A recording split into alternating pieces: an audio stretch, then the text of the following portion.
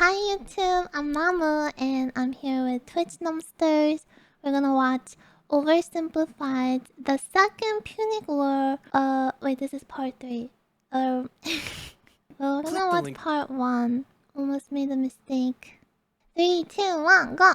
This video was made possible by NordVPN. Click the link below and get an exclusive deal with 4 extra months. Also, check out the merch store for some new character pins, the last remaining bucket plushies, and even a calendar. So cute. And I'm Cute little not done grandpa. yet. We've partnered with Vtuber to bring you an exclusive oversimplified Roman consul figure. Namu is taking Namster's education so seriously. I think a surprise test is coming at Second Punic. That is possible. There may be a surprise quiz. Honestly, for real. At oversimplified.youtube.com, but it's limited edition. So once it's gone, it's gone. So go and buy it now. Hey, what are you still doing here? I said go and buy it now. Sika, Carthage, 241 BC. Immediately after the First Punic War. All right, our beloved mercenaries. Let's hear it. Okay, thank you one and all for your hard work fighting in the First Punic War. Would have been nice if you'd won. Maybe tried a little harder. But this isn't the finger-pointing convention.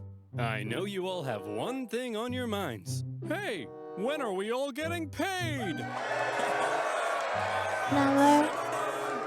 Remember you lost your... Okay. Jim, why don't you tell them? I'm not telling them, you tell them. Ugh. Look, you're not getting paid.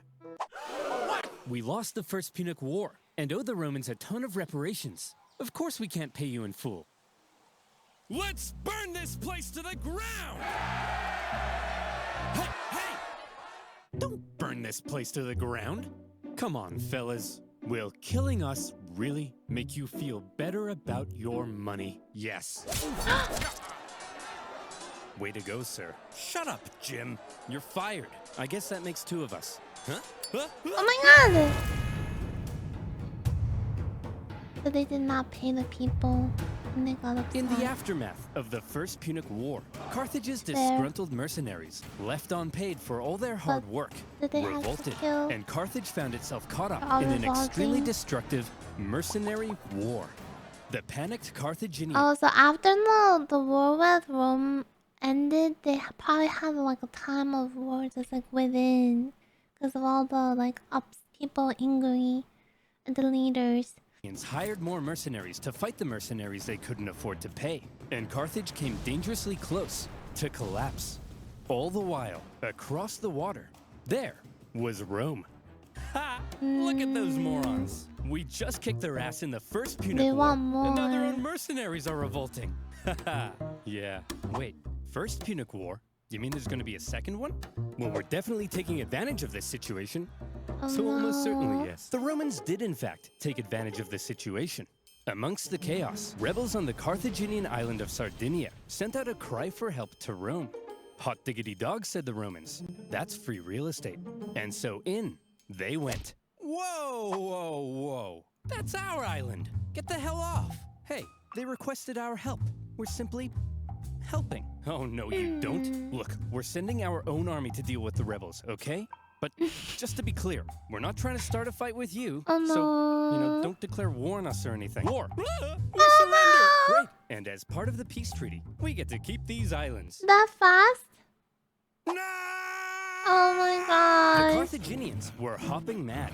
As if their humiliating loss in the First Punic War wasn't bad enough, the Romans now took advantage of their mercenary problem and stole their islands. This shocking land grab was pretty hard to justify, even by Roman standards. Additionally, the Romans now demanded Carthage pay them even more money on top of what was already owed. Now they're being Rome was bullies. trying to make Carthage as mad as possible. They were doing a fantastic job.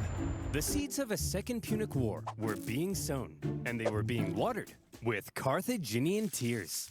Resentment in Carthage only continued to grow. Look, see, they don't even have this part here. It's not even fully blue. And they keep taking more and more rage baiting. Yeah, they need to chill. Eventually, Carthage solved their mercenary problem thanks to Carthaginian military genius and hero of the Hannibal. First Punic Hannibal? War, Hamilcar Barca. Hamilcar? He sorted those naughty mercenaries out with some Names good are hard. old-fashioned What are you atrocities, doing? and the destructive mercenary war was over. Still, all was not well in Carthage. Mere decades ago, they were the top dogs in the Western Mediterranean. Now, after the crushing defeat in the First Punic War and a huge bill to pay the Romans, Carthage was well and truly under Rome's thumb. What on earth were they supposed to do? If they wanted any chance at regaining their former strength, there was one thing they needed now, more than anything: money. But as long as they owed Rome $1 bazillion, there was nothing they could do. Fortunately for them, amongst their ranks, there was one big hunk of a man with one big clump of a brain. Me, Hamilcar Barca? Yes. Wait, why do you all have the exact same voice? I have it too. That's right. Hero of the First Punic War, greatest general alive, and the poster above my bed. Hamilcar Barca had an idea. All right, we that need money? a merch? Well, I've got one word for you. Spain. An area filled with lucrative silver mines, from which the silver would flow like a river, and our pockets would be stuffed, like Tony's mother at a buffet. Hey! So here's my proposal. What the hell? You send me with an army to Spain. I'll expand our territory, the little get those side silver mines up and conversation. running, and we'll be able to pay the Romans back in no time. Okay? Boom, boom, But boom, boom. just to check, you're not secretly raising the money to go on a bloodthirsty revenge spree against Rome, are you? Because we can't afford that. Hanno, my dear, I'm simply going to pay them back. Well, that wasn't reassuring. Few in Carthage were as bitter about their loss in the First Punic War as Hamilcar Barca. 98% of his brain matter had been reallocated to thoughts of revenge. Is this He the was baby also that fed grew up up? with the Carthaginian politicians for what he deemed a cowardly betrayal when they surrendered at the end of No, the last war. this is the And guy so who for came Hamilcar, back, right? going to Spain meant being able to act independently from the weak Carthaginian government, building his own strength, and then perhaps somewhere This is down the the line, father case. revenge. However, he wasn't going to Spain by himself. Hannibal? Yes, father? Would you Hannibal. like to come with me to build an empire in Spain? Oh boy, would I! Barbara, mind if I take our 9-year-old son with me? I want to implant an intense hatred of Rome in him and prepare him for a glorious campaign of vengeance. Just try not to traumatize him, dear. He's promise. already The young boy Hannibal would accompany He's his father, 9. watching, learning. Boy, you see that Boy. city over there? Yes, father? That is Rome. Do you know what we do to Romans? No, father. We hate them, Hannibal. We hate them with every fiber of our being. But why, father? Can't I just play with my Digimons? No, son! They took everything from us. Our land, no. our wealth, our pride. Those animals. I'll tear them limb from limb. I'll burn their pathetic city to the ground. Let him just be a 9-year-old. I'm sorry, son. I've just never been so proud. Keep going. I'll my slaughter God. their people. I'll cut off their faces and wear them as masks. I love you, son. After taking Hannibal to the Temple of Baal This and is having him not swear an good. oath never to He's be a friend of child. Rome, off Dad and son went for their lovely beach holiday in Spain. But Spain was already inhabited by many tribespeople. And when Hamilcar suddenly showed up in their territory, they were like, "Hey, who the hell are you? What are you Yeah, doing let them here? I'm be. teaching my son how to become a warrior like me." Aw, Um. well that's sweet. Well then, little guy, let's see what you got. Good boy. As Hamilcar got to work fighting the tribes of Iberia and expanding Carthaginian influence, Hannibal not messed became a up. They were child just of minding their war, own even business, earning farming battle and scars from a stuff. young age. And he grew to become a That's great military crazy. leader himself, making his He grew father up as a very warrior. proud. I love you so much, son. So Not in front of the enemy. You killed that guy so well, son. Why? Barca successfully consolidated Carthaginian I guess- power, got those silver mines That's up and kinda running, and were sending sad. buckets of cash back to a money-starved Carthage. And symbolizing Carthage's regrowing strength, That's a good boy. beautiful new No. city would eventually be founded in Spain. New Carthage, with a magnificent palace at its Look at center. the elephant dancing. Carthage is back, You know, when I Name see of the word Carthage, I think I'll slay the spire. I think there is a card that's kind of that says Carthage or something to similar word like that. So I'm just thinking slay the spire. Apollo When I is see going this. on here? Romans! Flowing silver Carnage, I mines? think, yeah. Dancing elephants? What are you up to, Hamilcar? I'm simply gathering the money to pay you back. Oh. Well, okay then. Or are you rebuilding strength to go on a bloodthirsty revenge spree? Nah. Like I said, Claudius, I'm simply trying to pay you back. Aw. You guys are hugging. No, we're not. I was hugging. Hamilcar had practically carved out a kingdom for himself in He's Spain. so good at free creating these short little moments of silly skits. from the meddling Carthaginian politicians. His power was I was becoming hugging. immense. But Dad, yes, my son? I'm confused. Are we really simply paying the Romans back? We're not gonna go on a bloodthirsty revenge spree? Of course we are. I'm just saying that to get the Romans off our backs. Listen, here's the most important life lesson I have for you. Vengeance is everything. An all-encompassing thirst for vengeance is great for your mental health. Are you still confused? No. When he said that, that sounded like reading the lines of medicine, like the disclaimers. Oh, but what if the Romans find out what we're up to? They won't find out. Why? Well, Hannibal, because I use NordVPN. Airtime. I'm confused again. Do you like your computer being hacked, all your passwords being stolen, and used to create a fake virtual you who drains your mom's bank account? Me neither. And that's why I use NordVPN. These days, hackers are only getting smarter, while you're only getting dumber. Whether it's convincing phishing attacks, that fake iPhone Wi-Fi almost networks, sick? or clicking your aunt's Facebook post that opens the door to a hacker party on your device, you need to protect yourself from online threats with NordVPN. NordVPN allows you to connect to secure servers that encrypt your data and keeps you safe by blocking malicious websites with their threat protection feature. With NordVPN, you can also connect to other territories and take advantage of better deals or content not available in your country. And if you don't like it, it comes with a Like on 30-day Netflix and money-back stuff, guarantee. there's some things So that go to are only available elsewhere. nordvpn.com/oversimplified to get an exclusive using deal with a huge NamuSpirit. discount and 4 extra months. It's That's seeing the cable now. nordvpn.com/oversimplified. And as always, you'll be supporting my channel. So thank you. Now, where were we? Revenge. Carthaginian tears, a child of war, and the Carthaginian conquest title. of Spain. The Carthaginian recovery had been staggeringly quick, and Rome was seriously alarmed. But they were also preoccupied they're like, with where are they ongoing getting this wars money? elsewhere, including an expansionist war to the north, where they were enslaving thousands of northern Celts.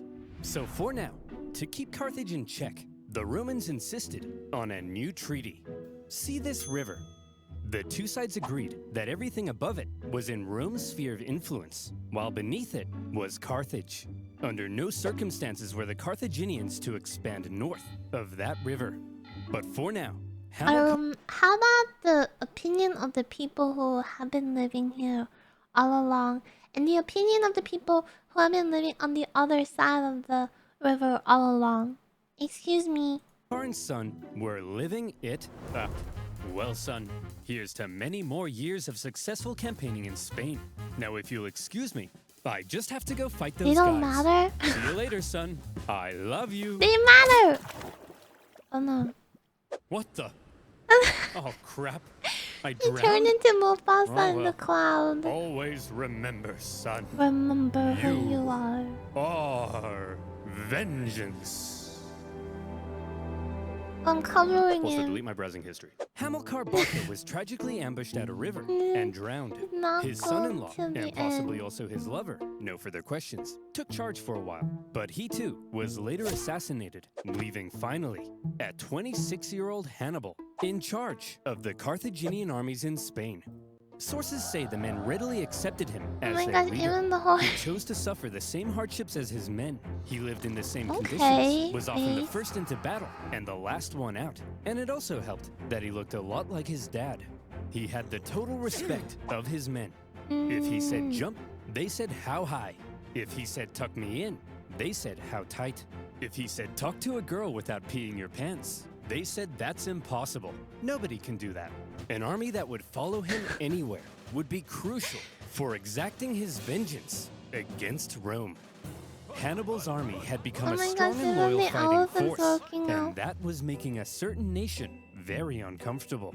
Seeing Carthage re-strengthen so quickly was not something Rome had expected, yet here they were, paying off their debts and expanding their territory. It didn't feel very much like Carthage was under Rome's thumb at all, and Rome wanted to put an end to it. Tensions were strung tighter than your liar's G-string, and all it would take was one incident to trigger all-out war. And in 219 BC, a city in Spain would find itself at the very center of that fateful incident, Saguntum. Remember that treaty declaring everything south of this river to be Carthage's sphere of influence? Well, Saguntum should therefore obviously be Carthaginian, right? Wrong! Saguntum had actually scored itself an informal alliance with Rome after Rome had helped it with an internal dispute.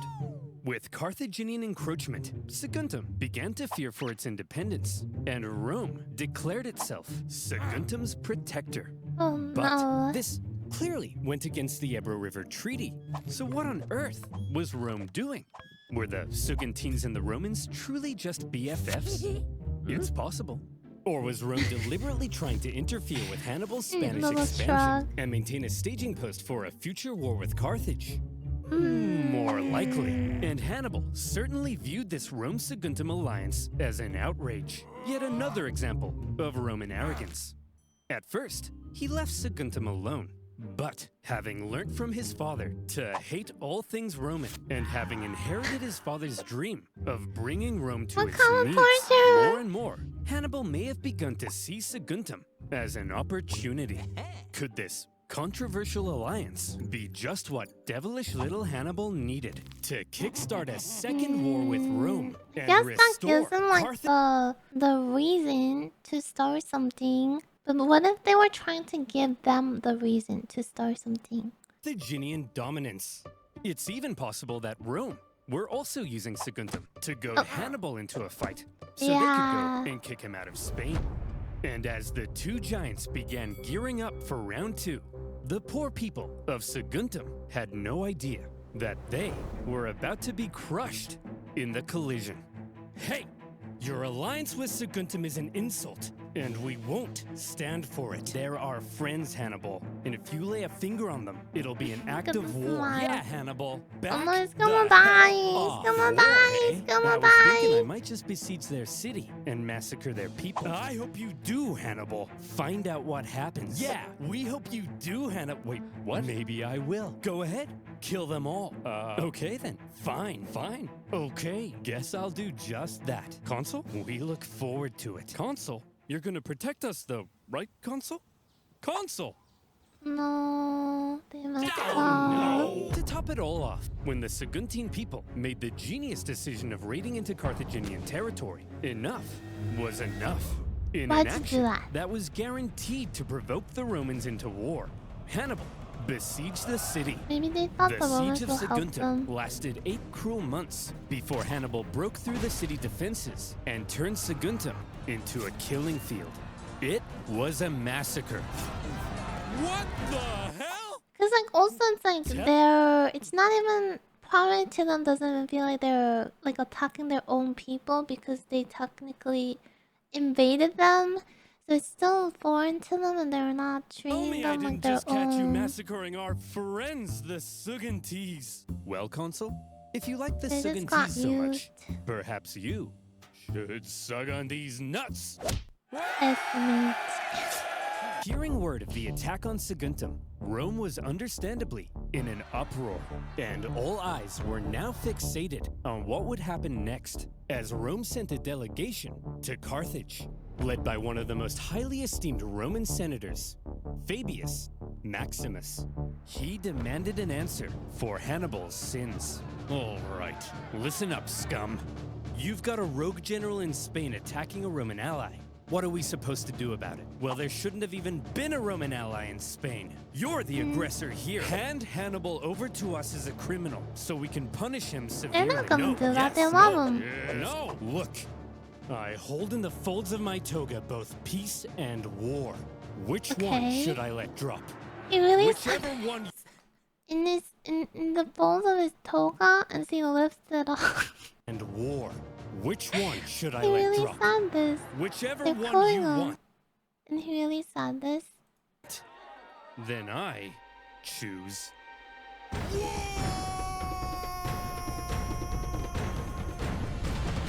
The Second Punic War That's had crazy. begun. Pack I it hope he up, didn't actually boys. do that. We got him. We already destroyed That's these clones crazy. once, and we were the underdogs. Please keep Now, your we're toga the folded. overdogs? Hot dogs. Exactly. This is gonna be easy. Here's the plan. Easy. Consul Longus, you take your army and sail straight for Why Carthage. does he look so Burn small? that city to the ground. And Consul Scipio, you just head on over to Iberia and make sure this Hannibal guy doesn't do anything crazy. I mean, what's he gonna do? Cross the Alps? Gonna do that. Going to what? Cross the Alps. We're going to what? I just told you, Hannibal will freeze to death. Trust me, Jerome. The Hey, I Romans thought that when he says jump, they ask how high. are expecting us to fight the same way we did last time. Passively, taking no initiative. They think it's gonna be easy. So this time, we have to be aggressive. We have to go on the attack. Me, It aggressive. sickens me to Me, say this, me, but aggressive. this time, we have to be a little more Roman.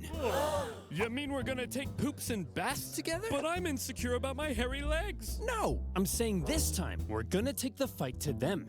Think about it. Rome thinks they're simply going to invade us and win the war. So when they suddenly find themselves being invaded from the north, they'll freak out. Like Tony's mother, when the buffet runs out of shrimp. Hey! I gotta admit, it's actually kind of genius. And my hairy legs will insulate me from the cold. That's the spirit. Hannibal, you have my sword, and my spear, and my legs. Ugh. I mean, it will Hannibal's keep plan, him warm. a daring alpine trek got to that surprise natural the Romans, insulation, was you a know? bold but risky strategy. If it paid off, he could catch the Why Romans are with they their not pants wearing down, pants? but he could also end up losing a ton of men and supplies in the hostile mountain conditions. Nevertheless, in 218 Dun, BC, dun, dun, with a dun. fire in his eyes and some vengeance Literally. in his belly, Hannibal brought his force of almost 100,000 men across the Ebro River. They spent months on the road, 100,000? trekking through the cold, hostile mountain conditions. And when they finally reached the other side, they said, "Hooray! That's we did it! crazy. We crossed the Alps." No, those were the Pyrenees. Those are the Alps. Oh, no. After crossing the Pyrenees, the army then had to pass through southern Gaul, a vast territory filled with This tribespeople, sounds so many rough. of whom were Oh, so hostile many to Hannibal's people too presence. that they have to His journey worry. to the Alps was an ordeal in itself, as he was forced to fight his way through and incurred pretty hefty losses before even reaching the mountains. They could have, like, maybe told them ahead. Maybe avoid the fight and the loss of lives. His plan was almost stopped in its tracks entirely, as the Roman consul Scipio, on his way to Iberia, discovered Hannibal Dun, was dun, right dun, on dun. his doorstep. Suddenly, Hannibal's journey became a race, as he rushed to get his massive army across the vast Rhone River before the Romans could intercept him. The crossing was chaotic, with the panicking elephants causing several men to Poor drown. elephant. And That's the so first crazy combat that of they the had to war go through all that. occurred too. when Must be so Sleepside scary for encountered one like animals to go up and down the mountains. another. When Scipio finally caught up to Hannibal's position, what he found was an empty Carthaginian camp. Hannibal had slipped through his fingers. The Roman consul Ishmael. Scipio felt the weight of the situation. Quite unbelievably, Hannibal was going to cross the Alps into Italy, and the Romans had no idea where he would emerge. For the first time, a Carthaginian force had the Roman homeland under threat. Scipio sent his men onto Iberia as planned, but he himself rushed home to raise a new army so that if Hannibal survived the crossing, Scipio would be there. waiting. Would you look at that, boys? We're here, the Alps. Although it is a little later than I expected. Yeah, it's kind of chilly. We'll set up camp here and wait for spring, right? It's way too Also, cold. like, if they're from Africa, it's hotter there, so they're really not used to this. Right? Hannibal? Hannibal's famous crossing of the Elephants Alps definitely don't was belong brutal. here. It was already autumn, They and the don't- men I suffered don't think terribly. they'd be It was getting cold. cold. Men would fall off the sides of icy cliffs. They starved. They fell off the sides of icy cliffs. Some sources say they had to eat their pack animals and would finish off dying comrades in order to take their clothes for extra warmth. And then they would No. fall off the sides of icy cliffs. Imagine an army of 50,000 men with all of their horses, supplies, and 37 elephants trying to navigate the most hostile mountain range in Europe. Oh no. And it wasn't just nature that they were up against. Tribespeople lived in the mountains, and they couldn't believe what they were seeing. A tribe approached Hannibal and said, "Hey man, geez, that's some nice armor. What is that, gold? Man, I'd really like that armor. Hey boss, they've got food as well. Shut up, be cool. Hey, why don't you let us guide you through this narrow gorge? We're not gonna kill you or nothing. Nico. Just walk right on through there. We're not gonna kill you. It's just right this way. We're not gonna kill you." Hannibal's army were forced to fight their way through the gorge as massive boulders rained down on Oh them my from above. God. Some clever They're already reorganization of his line 50% helped them down. survive, They're gonna and they were lose able more. to fend off the opportunistic tribes. But losses from the constant attacks were heavy. As the journey continued, men who went over the sides would get stuck on the ice sheets below and had to make a grisly choice between starving to death or just getting it over with. When the deeply demoralized army reached the summit and rested for a couple days, Hannibal tried to lift their spirits with a rousing speech. "Look, men, down there, it's Rome.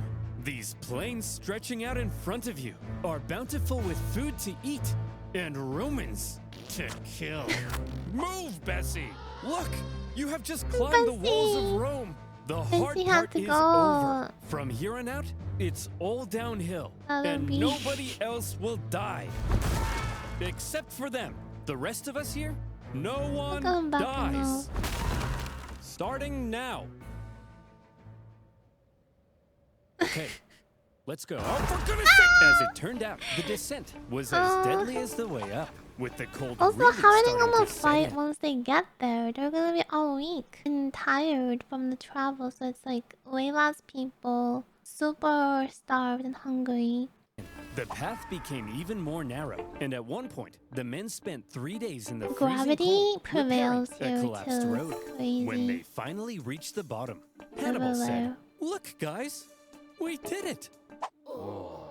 Now he's tired. Well, I thought it went really well. When Hannibal It left did Spain, not, he had sir. about 100,000 men. By the time he reached the Italian plains, his Like numbers 20? had dwindled to about 26,000. Dang. He was now caught in enemy territory, without a supply line or source of reinforcements. And any elephants who had survived to this point were almost certainly traumatized. So what on earth was Hannibal up to? This supposed military genius had just led a starving and weakened army right into enemy territory. Any modern general who lost half their men to mountains would be immediately fired and possibly even depanced on live TV. Here's the thing. While Hannibal may not have planned on losing quite so many men, he had almost certainly expected considerable losses, and he always had a plan for how to replace them. Need men? Northern Italy was full of men. Big, burly Celtic men. All the men Hannibal would ever need to beat off Rome. These Celts were filled with resentment, having only recently been conquered by Rome. Hannibal gonna hoped team to up be with seen as a liberator, them. convince the Celts to cut ties with Rome, and instead join him Oh, I in didn't think of it crushing Rome. that. That Like, way, to be he a could gain a source of possibility. That is reinforcements and true. supplies right in Rome's backyard. Oh But my sir, god. in order to win the loyalty of the Celts, we would need to make a seriously favorable impression on them. How do we get them to like us? And double Kill full of them. them. One What? of Hannibal's first actions in Italy was to obliterate a That nearby sounds like a tribe bad who idea. wouldn't join him. This sent a clear message to all the other tribes. It was his wrath they should fear, not Rome's. The realization that a Carthaginian army had just invaded them must have been shocking for the Romans. But when they looked at this ragtag group broken by the Alps, they couldn't have felt very intimidated. However, Hannibal was now in Italy, and he was about to embark on one of the most astonishing military campaigns in all of human history. He has waited for this moment since 9 years old. The Romans may not have known it yet, but there was now a monster loose in their territory, and he was vying for Roman blood. Okay. That was a fun way to learn about this history. I do wonder what they're gonna do, how they're gonna pull up that plan in the northern Rome, teaming up with the people there who have resentment. This video was made possible by Incogni. Use code Oversimplified in the link below for an exclusive 60% off an annual Incogni plan. Also, make sure to grab our Roman console These are U2s so cute. before it's too late. Don't make me mention it a third time, or I'll you know what. This was like an year ago. I wonder Hannibal's if it's army sold had out. survived its famous crossing of the Alps, and he was now in Italy. With Hannibal's arrival, the Roman consul I Scipio love him just standing there with his arms in the air. hit the ground running. In typical Roman fashion, he marched his army straight at the enemy, and Hannibal began preparing for his first combat with Rome on Italian soil. Before the battle, Hannibal wanted to inspire his men, so he staged a gladiatorial death match between captured Celt prisoners, with the winner getting prizes and freedom. He then Wait, explained, but like these people are not Romans. I don't get how this works. that the whole thing was a metaphor. A metaphor? For what? You! These warriors are you! You're trapped in Italy with no escape. Your only choice now is to fight and win. What about the dead guy? That's you if you don't win. And the prizes? That's what you stand to gain by winning. And the fact that I've soiled myself in all this excitement? No, that's not part of the metaphor. Okay. Hannibal also smashed in the head of a goat. Again, for inspiration. Scipio, on the other hand, now arriving in the area, opted for the more classic route of a rousing pre-battle speech. He could have just like made some Pinterest board or something instead, no? Look at them men. Weak, starved by the Alps, while we are the strongest military in the world. This will be easy, like 10,000 horse-sized ducks fighting a baby-sized baby. It'll be like Mike Tyson in his prime, kicking a baby. A tug of war between 10 sumo wrestlers and a... Help me out here, Ralph. A baby, sir? Yes, that's it. A baby. The point is, there is absolutely no possible way we could lose a battle this easy. So, if everybody's ready, on my mark... I think they're gonna lose actually. I don't know why. I think they're gonna underestimate and regret. Oh my. The Battle of Ticinus was over almost as soon as it had begun, as the Romans found themselves completely outmatched by Hannibal's famed lightning-fast Numidian cavalry, a key element in Hannibal's devastating double envelopment tactics. In the chaos, Scipio was wounded. Thankfully, according to some ancient writers, his handsome 17-year-old son, Scipio the Younger, saw his father fall. Scipio the Younger supposedly saved his father, and in the process, earned himself a lot of daddy's kisses. The Romans ended up fleeing the area, destroying the bridge behind them as they went. For a nation so overtly confident in victory, believing Hannibal to be an easy kill, the Romans found themselves running away with their tail between their legs. It was humiliating. And you know who thought so as well? The Celts. They began flocking to Hannibal's side, just as he'd hoped. Even Celtic troops fighting for Rome in the Roman camp began to reconsider. Man, I'm thinking we should try to join Hannibal. I hear you. Maybe we should bring him a gift. What do you think he'd They all like? have like the cool like marks on their shoulders like this. Oh, I know. Hey, Hannibal. We want to join your side, Oh and we no, brought their you a present. heads. A Didn't gift? they kill them? For I me? feel like they're gonna kill I them. hope it's Roman heads. Oh, please. Oh, please be Roman heads. Okay. At least they do How it like did you know? Running away from Hannibal was humiliating enough, but having dozens of Oh, Romans I love his animation is so funny. It's so so silly. Oh my god, Headed no! in Not the that night. though.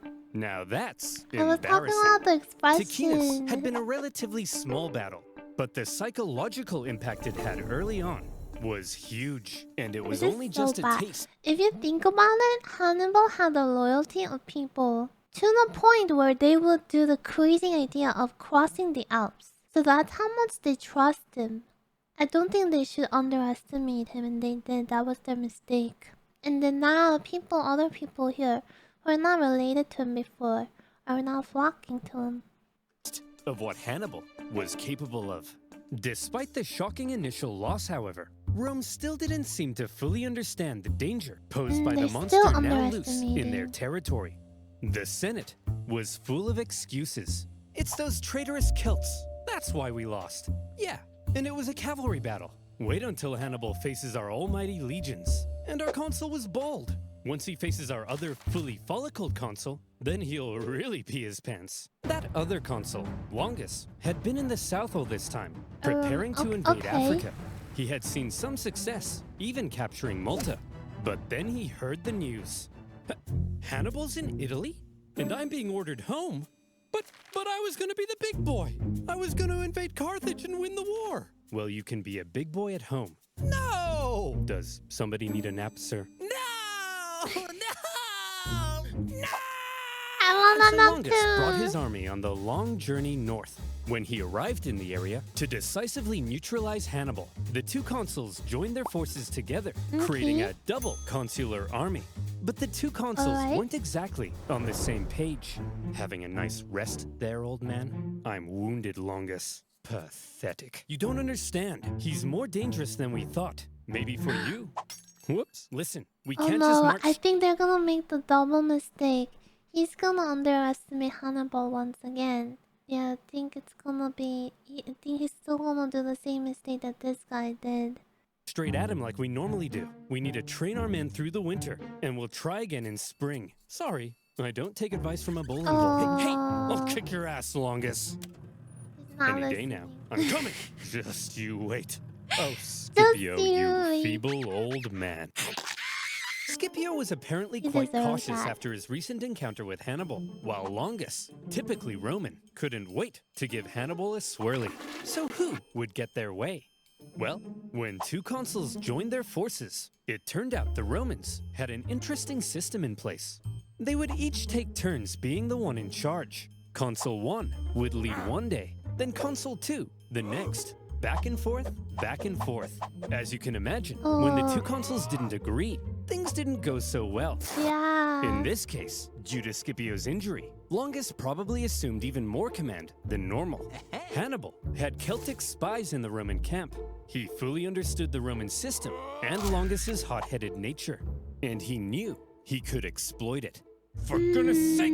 What's wrong, sir? I'm trying to order some pizza, but I keep getting fed all these personalized ads about being a hothead. I'm not a I think hothead, there's am I? ad coming. No, sir. Look at this. Butt insurance? Who would buy butt insurance? Yeah, that sounds really stupid. Sir, it seems like a lot of data brokers have collected data on you. Uncensored They could sell for that you data to Hannibal. monsters. What? But don't worry, because you welcome. can get rid of that data with today's wonderful sponsor, Incogni. Hooray! I've been getting at you for some time to protect your personal data online. But Ding you're a a follow, nimwit, aren't you? welcome. You didn't do it, That's did you? fine. Typical. And now would you look at that? Tons of data brokers have collected a heck of a lot of your personal data and might sell it to third parties like advertisers or insurance companies without you even knowing. Ever wonder where Sally from the Butt Insurance Company got your name, number, address, social security number, and favorite I'm color gonna from? plug in. Probably a If you dirty wanna data watch broker. We cinematic could painstakingly ad contact the hundreds of brokers that have our data and politely ask them to Insert delete it. That process glasses would only take the extra. average human about 3,000 years. And that's why you need Incogni. I was shocked to find how many data brokers Incogni had tracked, potentially selling my data. But all I had to do was create an incognito account, give them permission to work on my behalf, then sit back and let them do all the hard work for me. And since these data brokers don't stop there, Incogni will continuously work to keep my data safe with an annual plan. So if you want to protect your personal data too, go to incogni.com/oversimplified to get an exclusive 60% off an annual Incogni plan. That's incogni.com/oversimplified. And as always, you'll be supporting my channel. So thank you. Now, where were we? Oh yeah. Roman heads, a double consular army, and a hothead. Hannibal needed to keep smashing the Romans in battle in order to maintain the loyalty of the Celts. And so he was eager to fight another battle. The combined Roman force possibly outnumbered him, so he carefully crafted a clever trap, and he made sure to spring it while Longus was still in charge. The plan began with his army getting an early night's sleep. All right, boys, time for lights out. Sorry, but we got a big day ahead of us. Tomorrow, we're gonna massacre the Romans. Good night, boys. Dream of revenge. I feel like this was like the kind of talk that he had from his father when he was young, and he's doing the same here. But yeah, that makes sense, like, to attack when they're gonna face the Anton who's gonna underestimate them rather than be extra cautious.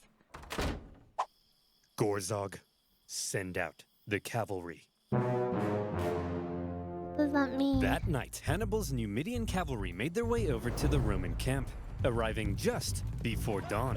Hey, Romans! Wakey, wakey! What the? What's going on? Hey, Longus, your butt smells like a butt. It does not! Scipio, awaken the troops. Longus, these playground insults are clearly meant to lure you out. Well, it's working! Send out the troops. Longus, it's clearly a trap, and I'm falling for it. Send out the troops! Hey guys, wake up. You're heading out for battle. What? Oh, But we haven't had no, breakfast. rest. We're skipping breakfast!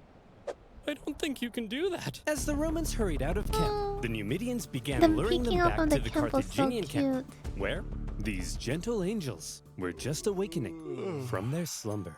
Eat up, boys. We're having pancakes. Oh, While so the they're Carthaginians just were enjoying getting their hearty ready. breakfast, the starving Romans were still on their way.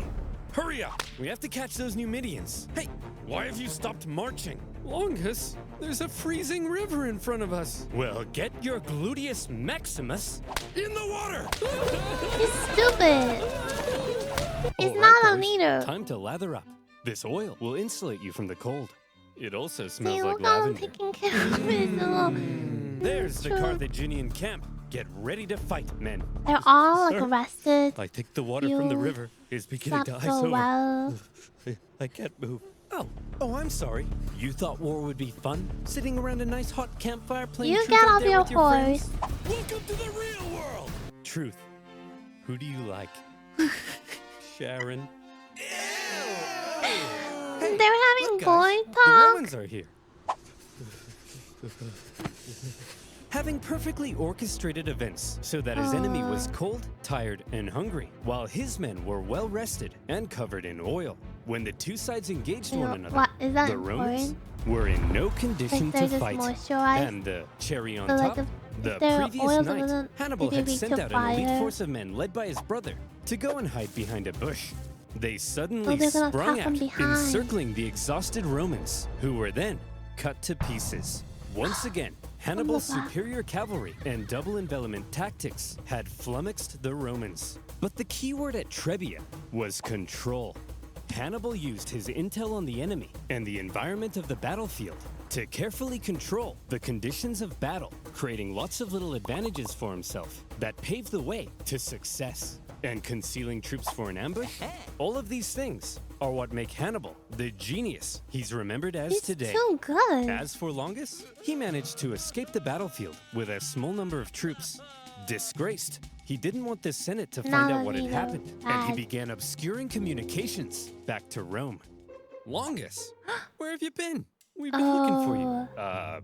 Nowhere in particular. Oh my Longus, gosh, he didn't. 30,000 men are This missing. reminds me of like the ship videos that I've watched made by internet historian, and like the captains downplay what's actually going on, and then that makes the situation way worse. Do you know where they are?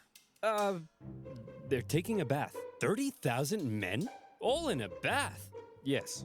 Longus, what's under that rug? Aurora Borealis? Aurora What? Borealis?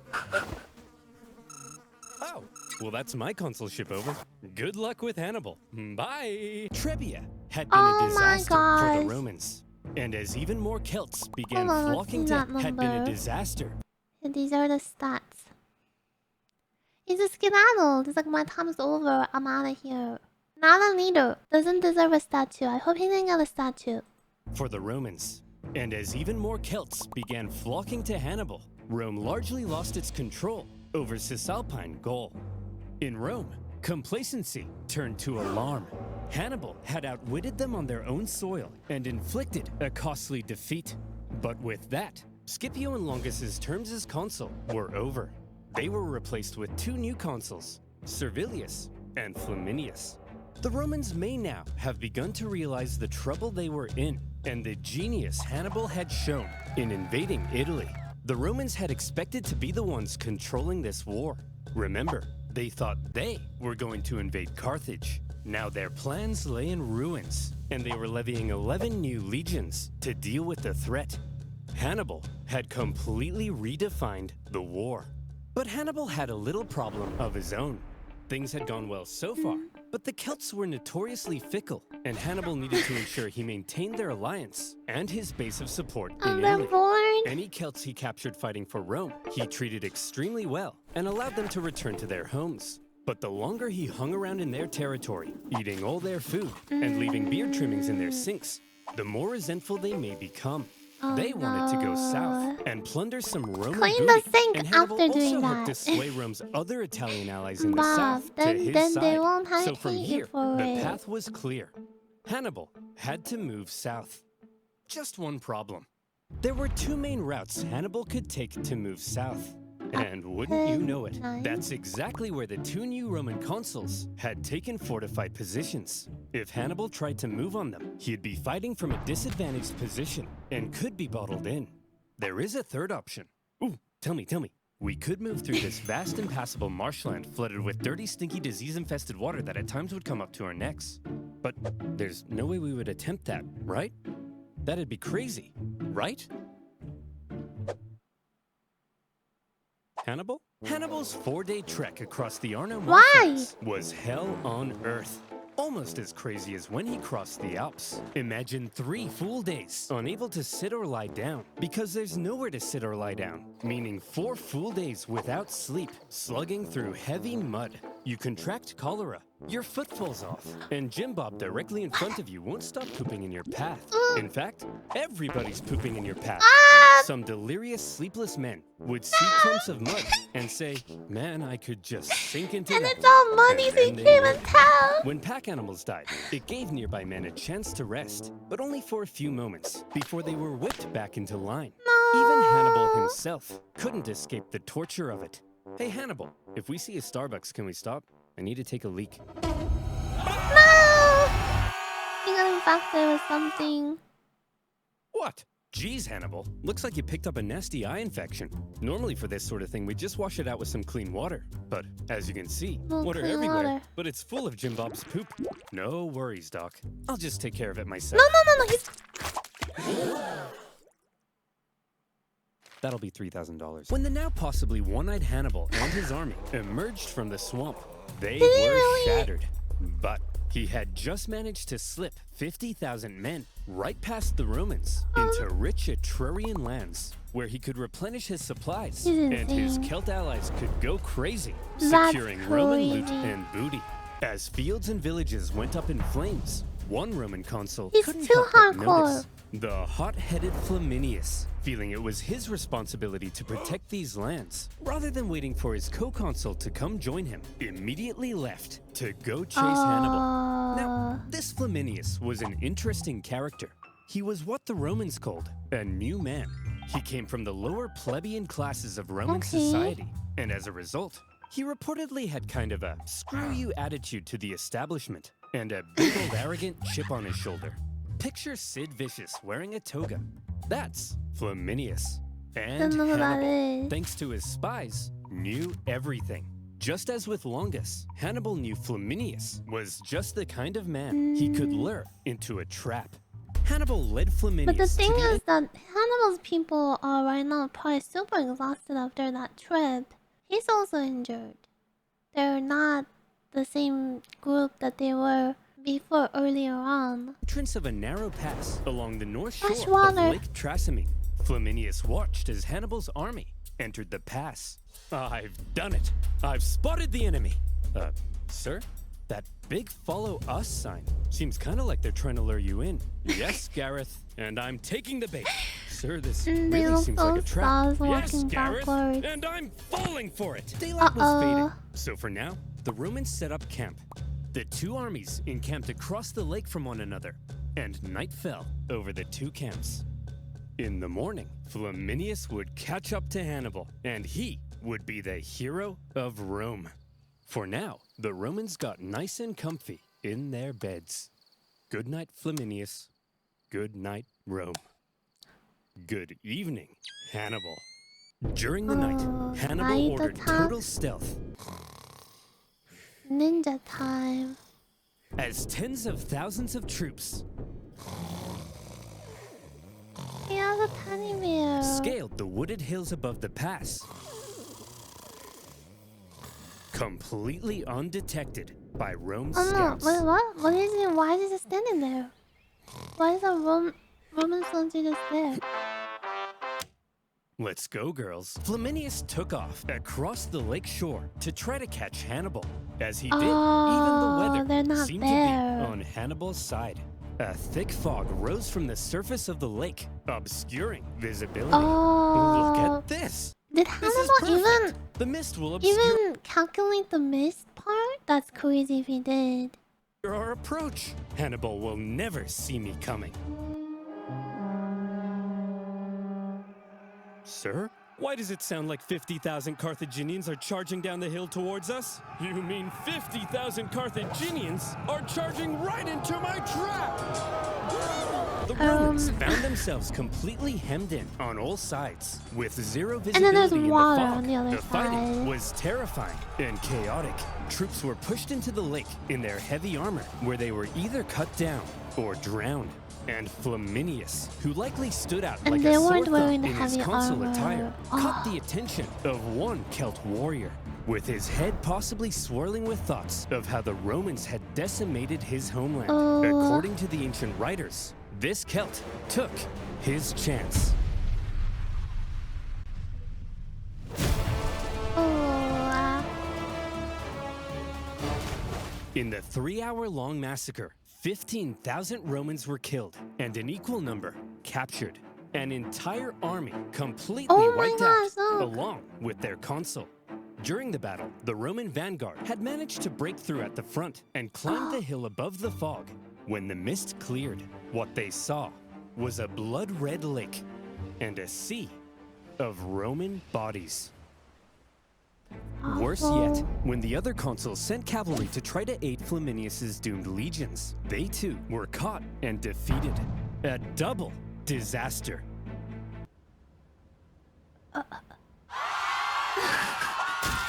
Rome went into a frenzy. For the second time, Hannibal had completely decimated an entire Oh my Roman gosh. army.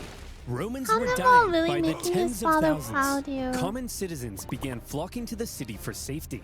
Women waited by the city gates in tears, hoping to hear news of loved ones. This one man, having just led his battered army across the Alps the previous year, now stood less than 100 miles from Rome. To this point, he had been a problem. Now, Hannibal was a crisis. And in a crisis, Rome took desperate measures. They actually had Okay. a system in place when dealing with an emergency There's of so this many magnitude. They things would forgo planned their out. two-consul power sharing system and instead temporarily give one man near total power and authority to be as Okay. decisive as he needed and hopefully salvage the situation. This all-powerful position in Rome's government had a name: dictator. It's actually where we get the word. But unlike Okay. modern dictators, Roman ones didn't score perfect rounds of golf or ride bears through the Siberian tundra.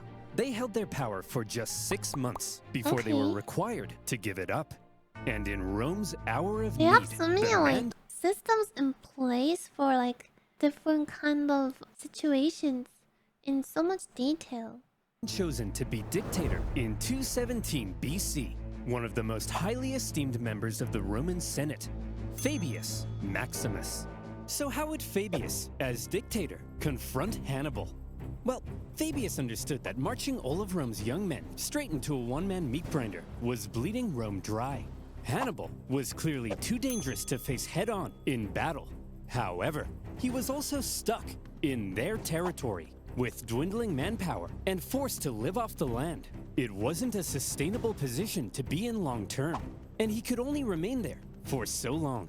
So, if Rome avoided battle with Hannibal to prevent any more crippling losses, and instead simply maneuvered around him, blocking supplies and taking out smaller contingents where possible, Hannibal would gradually become weaker, while they would gradually become stronger. And so Fabius presented his new idea to the Roman Senate. Okay guys, I have an idea. See if you can follow me here, okay? Instead of fighting Hannibal, when he approaches, we run away. The Romans wouldn't like that. Fabius's strategy couldn't have been any less Roman. Yeah. Romans were meant to march headfirst into battle, not run away from it. It seemed cowardly, and Fabius was extremely unpopular. Oh, At this no. point, Hannibal was continuing That south. could have been the He had to stay strategy, on the though. move to keep his army We don't fed, know. and he was still aiming to undermine Rome's alliances in the south. As Why he is he went, going the in a other way? calculated display of aggression, he devastated the Roman countryside and killed many Romans, all in plain sight of Fabius and his army. We're just gonna stand here? Yes. Are you a coward? No. But Fabius, that's my farm. Well, MacDonald, thank you for your sacrifice. You're a hero now. Think of the stories you'll tell. Old MacDonald had a farm. No. Shut up. But you know who else So hated rude. Fabius's strategy? Hannibal. He understood the danger he was in. Turning Rome's allies against her required Hannibal to keep smashing the Romans in battle. He couldn't do that if Fabius wouldn't fight him. Multiple times, Hannibal tried to goad Fabius into a fight, but Fabius wouldn't bite. It's kind of Failing like that- how all these other consoles, he would lure them and they will fall for it, but Fabius isn't falling for it. That is against the method that Hannibal has been using all along. that, he tried to turn Rome against Fabius. According to the writer Livy, he burned down all the farms he could, but any farm he learned was owned by Fabius himself. He left well alone. Hey, Fabius, why isn't he burning down your farm? You got some sort of a secret deal with him? What? Of course not. Hey, Hannibal! Ooh. Burn my farm too, please! What? Burn my farm too, please! No! Remember our secret deal! Oh my god!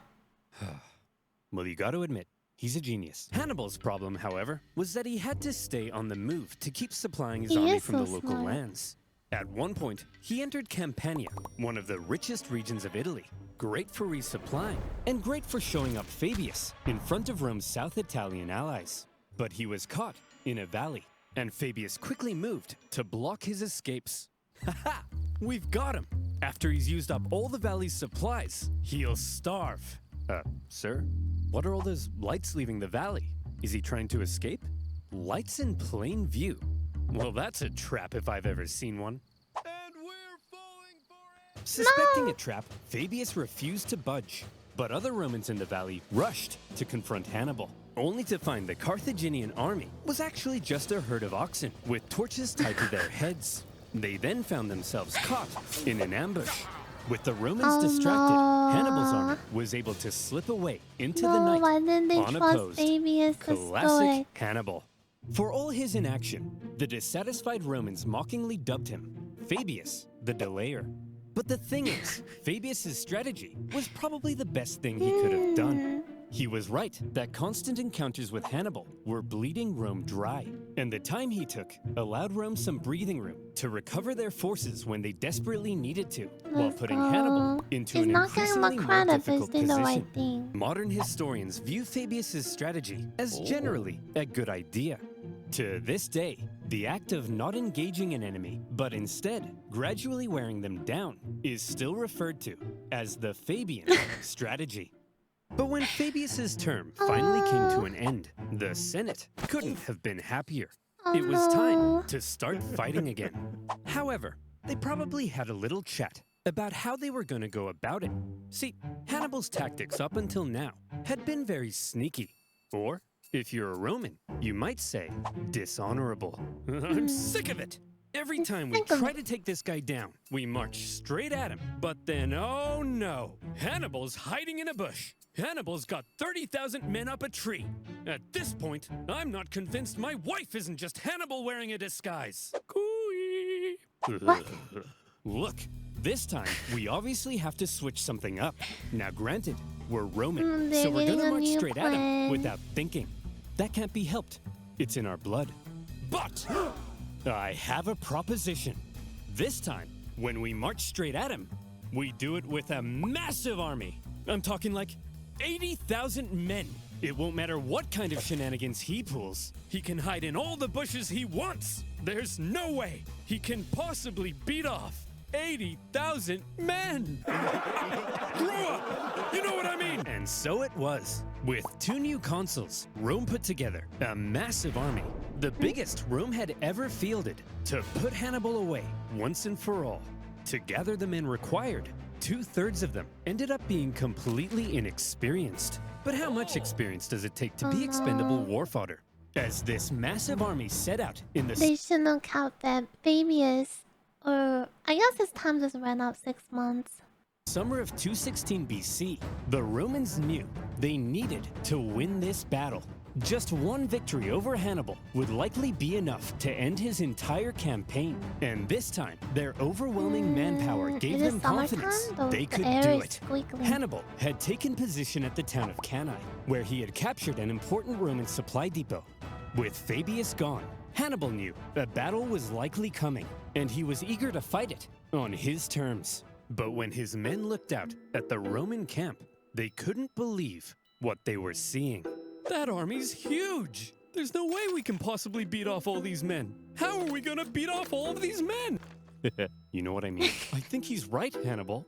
Hannibal is then said to have replied, Gisco, my friend, don't worry. There may be a lot of them, but amongst their ranks, there's not a single man named Gisco.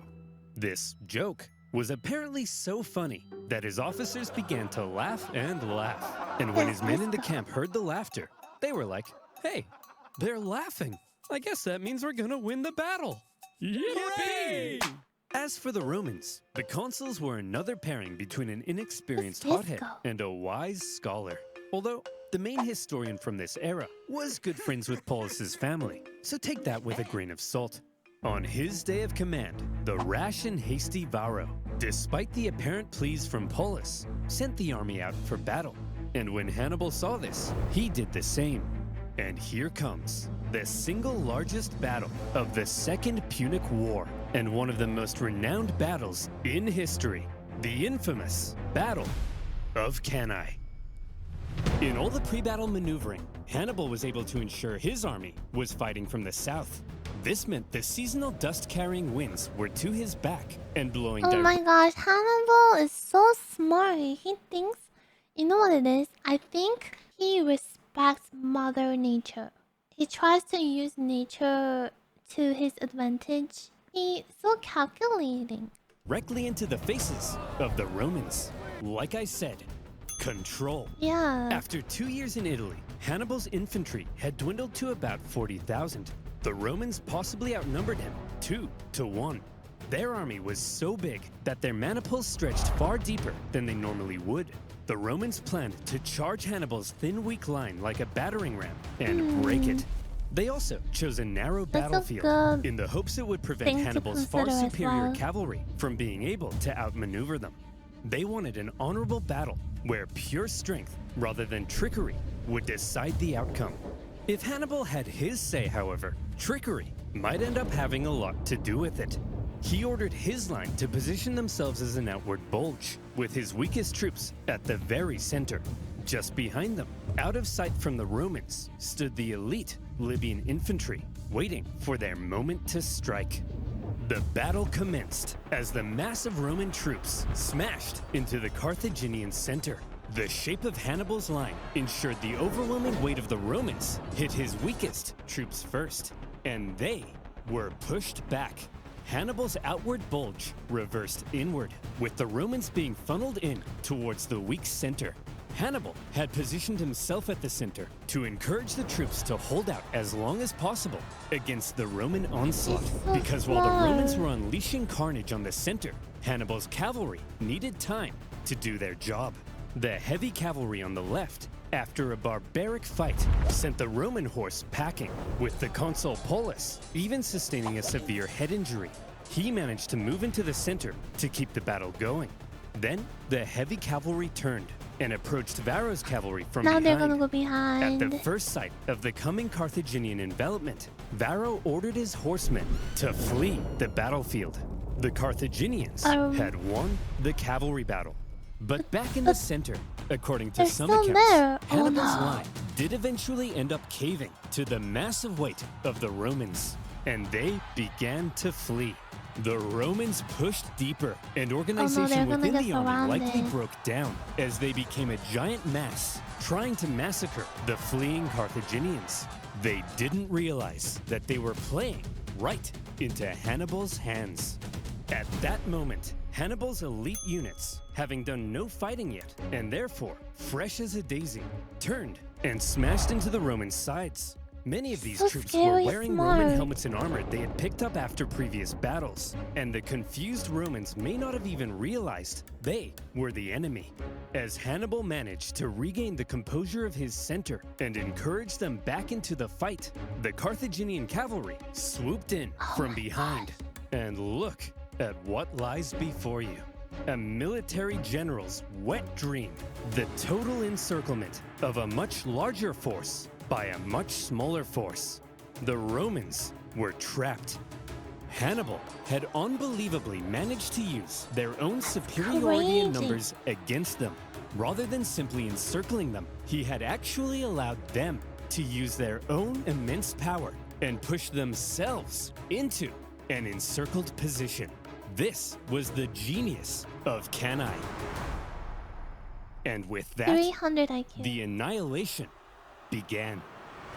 For hours, Oh the my Carthaginians God. slaughtered the Then helpless Romans from all them. sides. The terrified Romans were so tightly packed that at times they couldn't even lift their arms to defend themselves. Oh no, they The can't killing fight like went that. on You have so no long space. that the Carthaginians became exhausted from the non-stop massacre.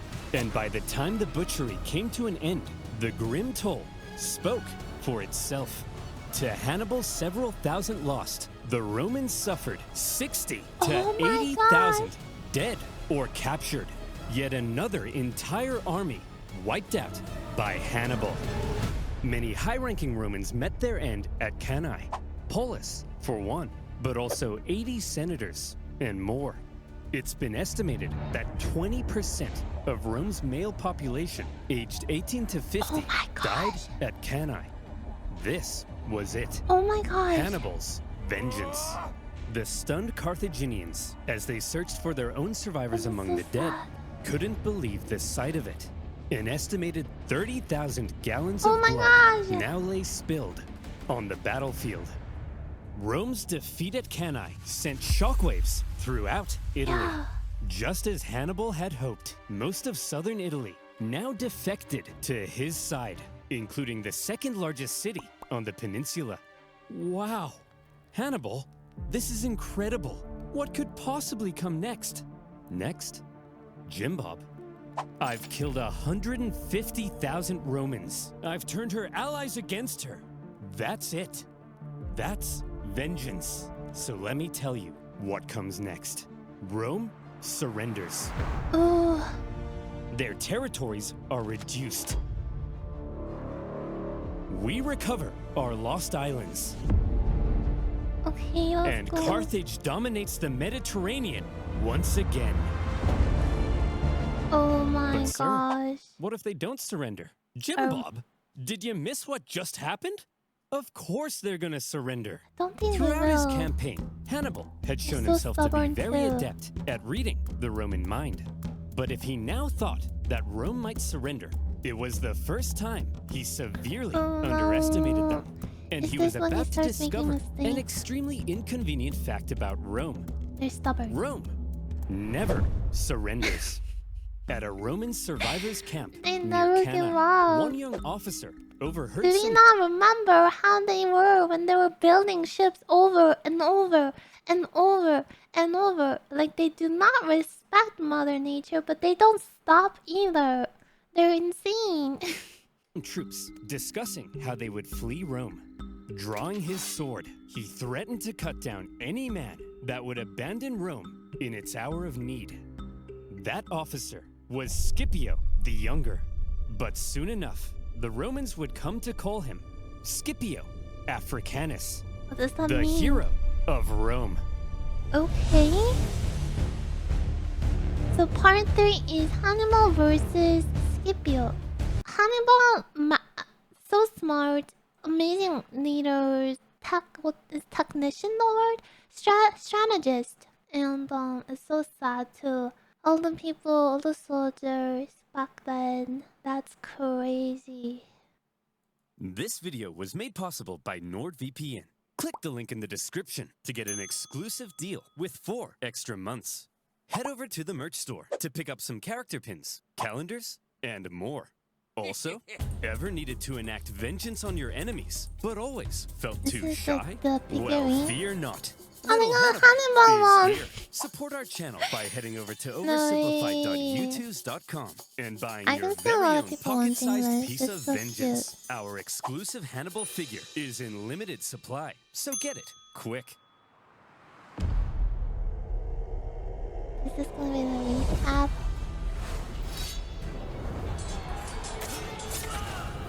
The music sounds like an epic war movie. No, actually, it's been an epic war.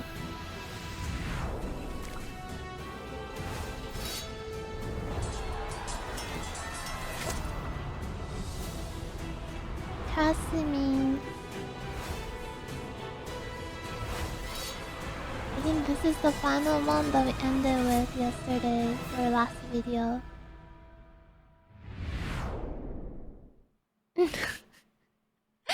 They're all stunned.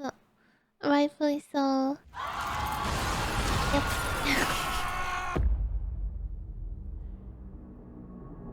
How do you solve a problem like Hannibal? In a crisis such as this, the Romans often turn to religion. What's going on? Are the gods mad at us? The gods must be mad at us! But why?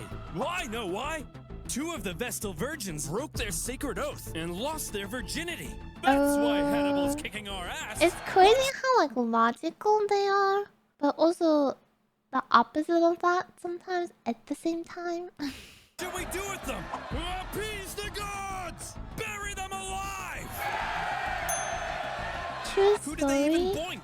It was those guys! Huh? What should we do with them? Beat them to death! What is wrong with Needless to say, them? the Romans were freaking out. Yeah, clear. Okay, now that that's out of our system, let's go find a real solution. The real solution, first of all, involved raising a new Bring army. those people back. Remember, Oh my at god. Cannae, Hannibal had wiped out the biggest army Rome had ever fielded. Possibly 20% of Rome's military-aged men.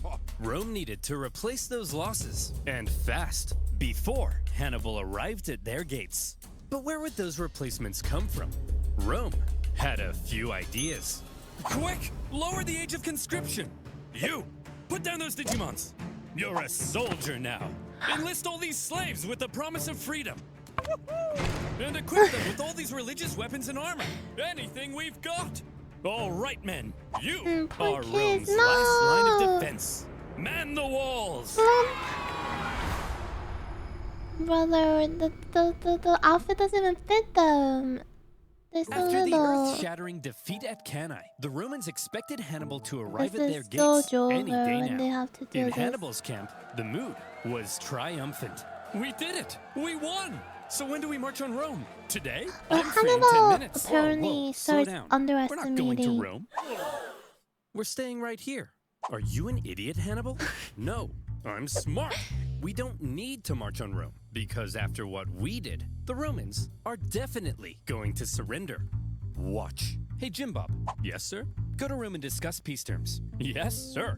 Hey, I'm here to discuss peace terms. Piss off! They told me to piss off! What? They didn't surrender? No! And they were mean! No. Hannibal way. was learning that Rome had an Acceptable. unprecedented attitude towards surrender. Even when Hannibal offered to ransom thousands of prisoners back to Rome, a pretty common practice in ancient warfare, the Romans refused, opting to let their own men be sold into slavery rather than paying a penny to the enemy. It was clear that in order to defeat Rome, you had to annihilate them. If any Roman man was still standing, you hadn't yet won. But still, Hannibal decided not to march on Rome, and it was a controversial decision. Even one of his own commanders famously told him, Hannibal, you know how to win a battle, but you do not know how to win a war. Oh my gosh, he From Hannibal's roasted him! perspective, perhaps he knew his army was designed to survive behind enemy lines and sow chaos. It may not have been well equipped to undertake a risky siege of one of the most fortified cities on Earth. Plus, with many of the southern cities defecting to his side after Cannae, Hannibal likely thought things were going pretty well, as is. We'll stay the course. Okay, so the Romans didn't surrender after 3 major defeats. But surely they'll surrender after 4. Unfortunately for Hannibal, however, after Cannae, the Romans well and truly learnt their lesson. Well, would you look at that? Oh, they went back to Fabius? I don't know what's his name. They went back to the ex-dictator. Who was it that said Hannibal was too dangerous to fight? You. And who said we shouldn't fight him directly? Does he get a statue You. now? And who tried to fight him directly? Us. And what happened? We lost 20% of our military-aged men. That's right. So tell me, when Hannibal approaches, what do? We run away. I'm a genius. Clap for me. After Cannae, Fabius Maximus kind of became the unofficial leader of Rome. Even if Okay. others were elected consul, his influence was unparalleled, and Rome quickly Interesting. reverted to the Fabian strategy of avoiding Hannibal. They knew they couldn't defeat him, so instead, they hoped they could at least contain him. They raised an impressively large number of men, partly by enlisting teenagers, slaves, and criminals. And rather than trying to fight Hannibal, they instead turned their attention towards those treacherous southern cities that had switched sides. Thanks for joining the winning team, guys. Here's the deal. All you have to do is provide me some troops and defend your own city, since I'll be too busy to defend it for you. Now, I'm going to briefly turn around, look this way, and when I look back, you better not be being massacred by the Romans. Oh, for goodness sake! The Romans spread out their newly formed legions and began attacking the southern cities here, He there, is such a good way of telling stories in a silly way too. everywhere. The southern cities expected to have Hannibal's protection, and Hannibal was inundated couldn't with do it. requests for help. He was forced to run around southern Italy, trying to encourage defection while rescuing his own allies. But when he showed up, the Romans would often leave, only to come back the second he went away again. And as these southern cities found themselves being punished This severely must by be the so like Romans are probably like, this is so messed up.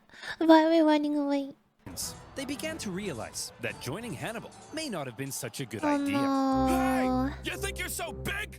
Attacking my allies? Why don't you come out and face me? Because you're scary! The fickle southern cities frequently switched sides depending on who appeared to be winning, and the whole situation became a nightmare for Hannibal to control, so much to playing a manage. constant game of Roman whack-a-mole to fend off the enemy armies. Having not long ago seemed near extinction, the Romans had managed to turn the situation around by placing Hannibal in a clever predicament. If he left southern Italy, the southern cities would likely capitulate to Rome, meaning he couldn't leave. And since the Romans wouldn't fight him, he couldn't inflict any more dangerous defeats. For now, Hannibal had been muzzled. Southern Italy had been his prize for his impressive Italian campaign. But those clever Romans found a way to take his prize and turn it into his prison. With the Fabian strategy neutralizing Hannibal for now, the Romans were freed up to refocus their attention to other fronts. This whole time, while we've been discussing Hannibal and the Italian campaign of the Second Punic War, fighting had actually been occurring elsewhere. For example, in 216 BC, the Romans had sent an army north to punish the Celtic tribes that had joined Hannibal. However, as the Romans entered the Latana forest, little did they know those clever Celts had set up a trap. The Celts dropped trees on them, decimating the Romans, and they even took the commander's head to use as a religious sippy cup. So that went pretty bad. Whoa, very bad. But thankfully, in other theaters, things were going a bit better. For example, let's look at Sicily. After Cannae, internal chaos in Syracuse caused this longtime Roman ally to switch sides, because being a winner is more fun. The Carthaginians also landed troops, hoping to retake their lost island, while Roman proconsul Claudius Marcellus moved in to besiege Syracuse. The siege was a brutal slug for the Romans, largely due to the presence of one famous scientist and mathematician, Archimedes. He lived in Syracuse at the time, and he invented a variety of clever contraptions to defend the city.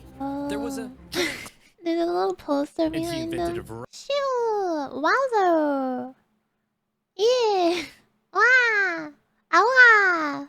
Eureka! was a giant claw that could grab and destroy Roman ships, and purportedly even a big mirror that could magically ignite them.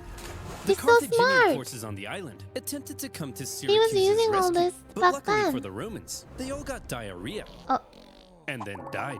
Finally, in the city itself, the day of a big annual religious festival came, and the Syracusans said, "Well, fellas, we've been holding off the Romans for over a year now. I think we've earned ourselves a little party." Sir, we're still under a massive siege.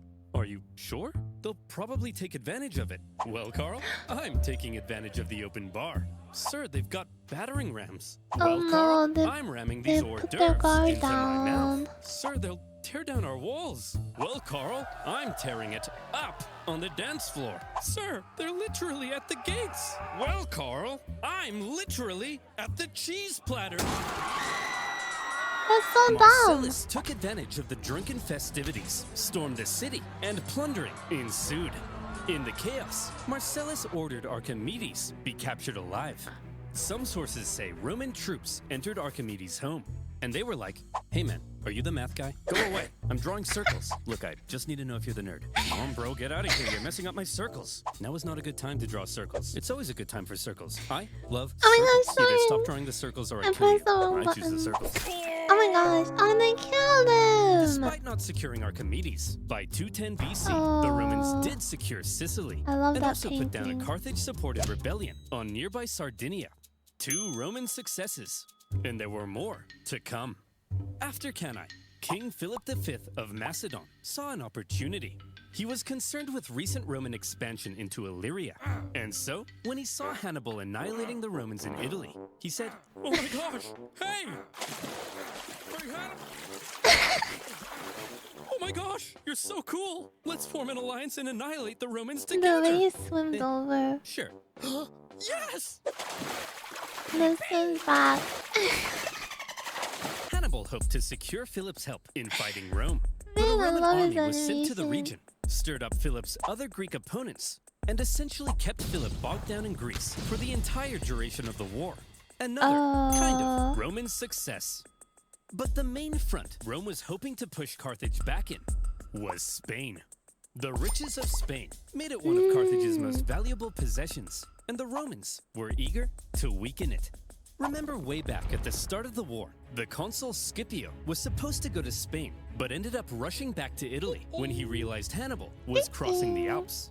He then faced Hannibal at Ticinus and had to be rescued by his son. Well, after he recovered from his wounds, he proceeded with the original plan and joined his brother in Spain. There, the two Scipio brothers fought a successful campaign against Hannibal's brother, Oh my Hasdrubal. god, this is Over so the next cool. few years, they won a number of key victories. It's like even taking oversimplified, Saguntum, bros. the city that had It's a Super Mario kickstarted this Bros. entire war. Yet more, Roman success. A trend appeared to be emerging. Whenever the Romans fought anyone other than Hannibal, This is not they good. usually came out on top.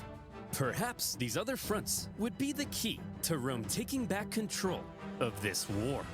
Perhaps it was time for Rome to return to their old ways of being the aggressive go-getters. And perhaps it would help if Rome had a Hannibal of their own. It's the son! It's the son who rescued his father, isn't it? Scipio, the younger, was the son of Publius Scipio, currently fighting in Spain. This made him a member of one of Rome's most prestigious families. Not much is known of his childhood, although there is one story of how he was getting hot and heavy with a young lady, only to have his dad barge in and drag him out wearing nothing but a cloak. This story was written by a Roman poet to make Scipio look bad, but by modern standards has ended up making him look pretty rad. My guess is if Rome had a high school football team, Scipio would be the quarterback. Scipio was only 18 when the Second Punic War broke out. He was at the Battle of Ticinus, Why would someone write a story about that?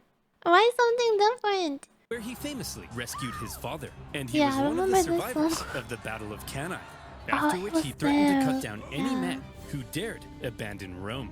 He was a natural leader and up to his ears in spunk, and therefore he rose through the What? Roman ranks shockingly fast. We need a new military tribune, but Hannibal has killed so many men, we're running out of options. Put me in, coach! Scipio, you're only Put 20. me in. You can't be a tribune. Come on, coach. Put me in. Well, you do have a lot of spunk. All right, you're hired. We need to elect a new Edom. That Who do we have easy. left? Put me in, coach. It's son Scipio, versus You son. don't meet the minimum age requirement. I got this, coach. I got this. Well, okay then. You're in. The whole like, I got this, remind me of when Hannah was like, we're paying it back. Or when his father was like that. Ugh, my room's a mess. I gotta cook dinner. Oh, and would you look at that? My fly's down. Life sucks. But Put me in, coach. Wow, you're so spunky. When Scipio was 25, however, he received some bad news. His father and uncle in No. Spain had both been defeated in battle, and shockingly, both of them were killed. The news must have been devastating for the young Scipio, but it was also devastating for Rome, as almost all of their Spanish gains were wiped away. Okay, why listen up. immediately? We need someone to go and replace the Scipios in Spain. So, who's up for it? Come on, who's gonna go? Fabius, Spain seems unwinnable. There's no glory to be The had there. son's gonna go. Yeah, So the glory put is here, me in. defending the homeland from Hannibal. Well, somebody has to go. I said, well, somebody has to go. Put me in. Scipio was eager to be the Called one it. to go and replace his father and uncle in Spain. However, there was concern amongst the older senators. You're only 26. You can't lead a military campaign. He's right. That's a good point. And you're 71. You can't stand up without a little urine dribbling down your leg. That's a good point. Scipio didn't meet the typical requirements for the Does position, he have to but go as the up only person willing to that go, this young far? piece of hot Roman meat was unanimously elected proconsul and sent to lead the Roman armies in Spain. He hoped to carry out a campaign as impressive as Hannibal's had been in Italy. In fact, Scipio rather admired the one-eyed general. Scipio, you've got a Hannibal poster in your room. Yes, but he's the enemy. I'll let you in on a secret, Billy. You know how we're gonna win this war? By marching straight at the enemy? No, that's the old way. Is he We've gonna gotta copy be him? less Roman and a little more Hannibal. Hey, by the way, don't just barge into my room. Interesting. That's an infringement of my privacy. Privacy? Privacy, you say? Well, Scipio, if Okay, it's it's coming. privacy you want, then you, my friend, need Time! VPN. Don't touch me. How would you like to be innocently downloading inspirational photos of Nicolas Cage, only to realize it's malware stealing your data and telling all your friends you still sleep between your parents because of scowy dweems? Yeah, didn't think so. And that's why you need NordVPN. With a single click, NordVPN connects you to secure servers around the world, keeping you safe from malware and other online threats. Their Threat Protection Pro features go the extra mile in preventing your data being stolen by scanning your downloads for malware, blocking malicious websites, and even detecting fake online shops. DolceandBanana.com? I don't think so. But that's not all. With NordVPN, you're not just protected, you can also unlock better deals in other regions and access content that isn't available in your country. So get protected vibing with today this by piano. heading to nordvpn.com/oversimplified and grab an exclusive deal with 4 extra months for free. That's nordvpn.com/oversimplified. And as always, you'll be supporting my channel. So thank you. Now, where were we? Oh It yeah, looks like a cute Hannibal manga. contained a young piece of hot Roman meat sent to lead the Roman armies in Spain. Scipio was charismatic, extremely confident, bold, and probably most importantly of all, he thought differently from other Roman generals. So Skippy, what's the plan? Don't call me that. We're Roman, so same thing as usual, right? We march straight at the enemy, right? Get this, Billy. No, First we go don't. around.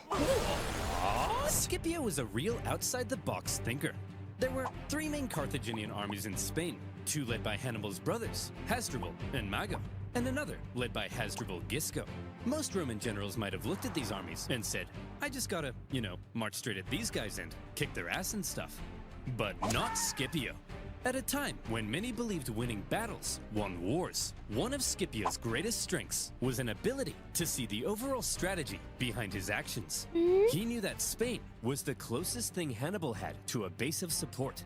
With its mass resources and manpower, it's where Hannibal Oh, that's likely what's supporting the war. And we finally have a Roman leader who is gonna do things a little bit differently than just march forward forehead. hoped to get supplies and reinforcements from. Spain's base of support was the city of New Carthage, the most fortified city on the peninsula, perfectly positioned to communicate with and receive supplies from Africa. And so, if Scipio managed to take New Carthage, he could take Spain. And if he took Spain, then maybe Hannibal No would support. fall. To Scipio, Spain wasn't just some sideshow. It was the main show. And it all rested on New Carthage. But a surprise attack on Carthage's capital city in Spain? It was a ridiculous idea. Even if you pull off the 7-day forced march past the Carthaginian armies to New Carthage. Once you get there, you'd only have a couple weeks to take the city before the Carthaginians arrived to kick your ass. Sieges of cities that fortified usually took months, if not years. So, Scipio, how are you going to pull this off? Well, first of all, to make sure the surprise plan stayed hidden, Scipio kept it a total secret, even from his own men. Unfolded Where are we going, 10,000 Skippy? times. I'm not telling you. Is it Disneyland? I'm not telling He you. didn't even tell his I think people. that means we're going to Disneyland. This secrecy kept the Carthaginians from preemptively reinforcing the city. As a result, New Carthage was left under garrisoned because the Carthaginians believed it to be kind of naturally impenetrable. It was surrounded on 3 sides by a lagoon and only accessible via a narrow isthmus. What's an isthmus, you ask? Maybe read a book. All right, Scipio, you made it to New Carthage. Now the other Carthaginian armies are only a 10 days march from coming and kicking your ass. Just what were you thinking? Well, Scipio had learned something crucial. I like it when Every it says afternoon, wow. the tides made the lagoon around New Carthage briefly shallow enough to cross. Finally, a Roman leader who respects Mother Nature and pays attention. So, he ordered a large diversionary attack on the main city gates, distracting the city's defenders.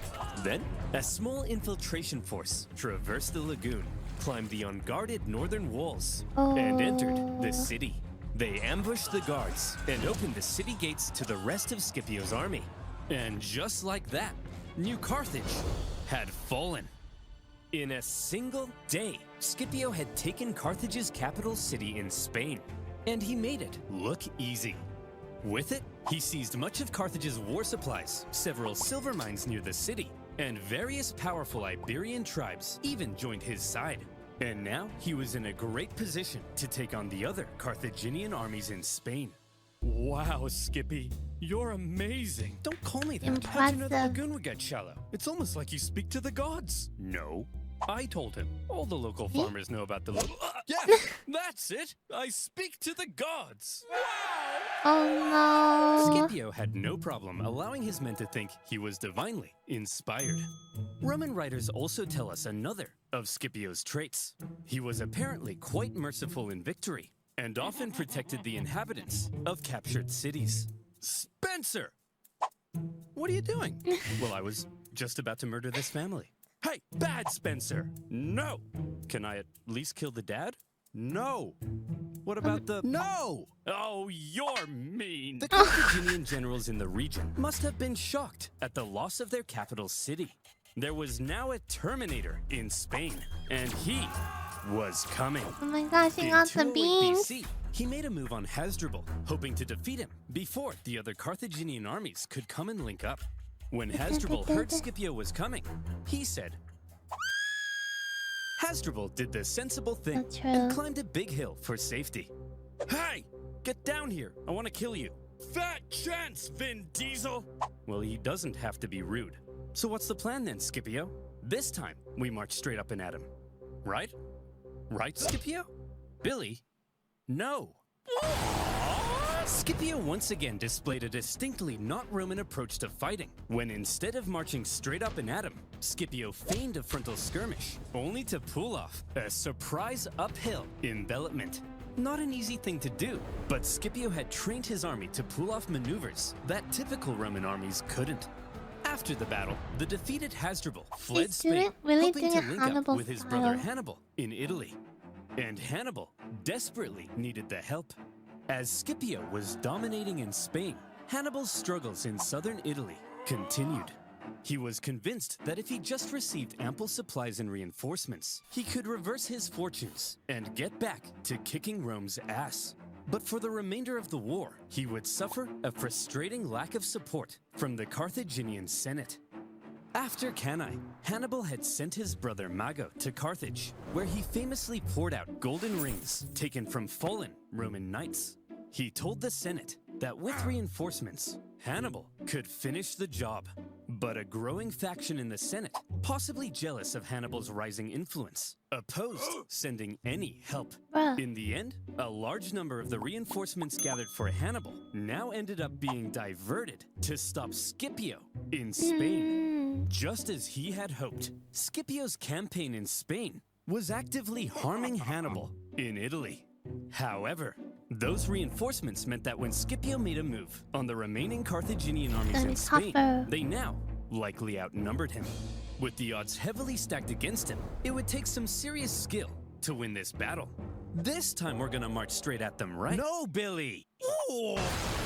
The preceding Battle of Ilipa is often considered Scipio's masterpiece Billy's because it gone was now. positively oozing with deception and trickery. First, both sides spent several days forming up and facing off without actually fighting. On Bruh. each day, Scipio placed his strongest Roman legions in They the just center stand there and with stare his at each weaker other and leave? Iberian allies on the sides.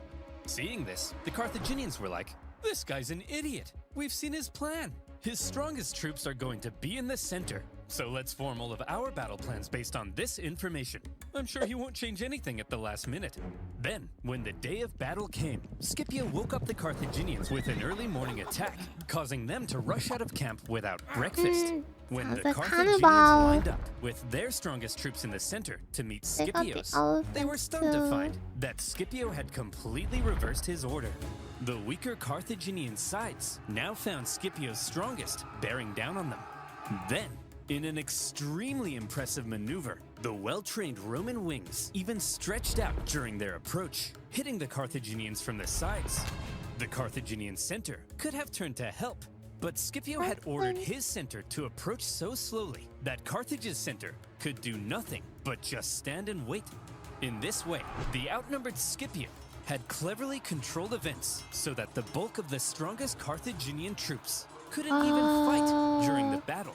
He had completely removed them from the equation. Interesting. The incredible Scipio had inflicted a monumental defeat on a much larger enemy force. And the Battle of Ilipa was the final nail in the coffin for Carthaginian Spain. You know, I never realized how much like strat or like tech planning is like needed for winning battles. But when he explains it, it makes a lot of sense. Yet more tribespeople continued to side with the Romans, and the remaining Carthaginians retreated to the coast Oh no, and eventually fled the leaving now. peninsula. It's completely red. And would you look at that? In just a few years, the incredible young Scipio had turned Spain completely red. The Carthaginians must have been stunned. His Spanish campaign had almost been as impressive as Hannibal's campaign in Italy. In fact, see if any of this sounds familiar. In Spain, Scipio had used the environment of the battlefield to his advantage. He staged He's ambushes by respecting Mother concealed troops. Nature, He treated like local Hannibal. tribespeople well, earning their friendship. He even once forced his enemy to come out and fight him without breakfast. Yes! Each and every one of these tactics were possibly borrowed studied from a Hannibal. certain one-eyed general. In all the battles Scipio had fought against Hannibal, it seemed he may have been taking notes. Hey! Scipio! What? Stop stealing my tactics! I'm 700 miles away. I can't hear you. What did you say? What? What? Better yet, Scipio's achievement in taking so a well-fortified city, plus his understanding of the overall strategy, has led some historians to argue he wasn't just as good as Hannibal. Scipio may actually have been better. This young man, He who yoinked many in and Rome had twisted doubted, it.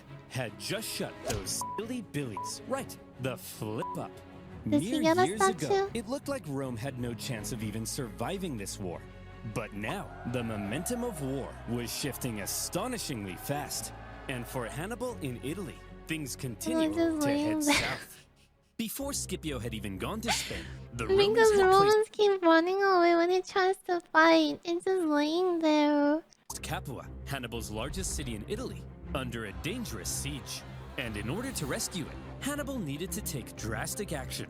Fast. Man, everything's falling apart. Fine, I'll do it. Do what? Yeah, you've convinced me. I'll march on Rome.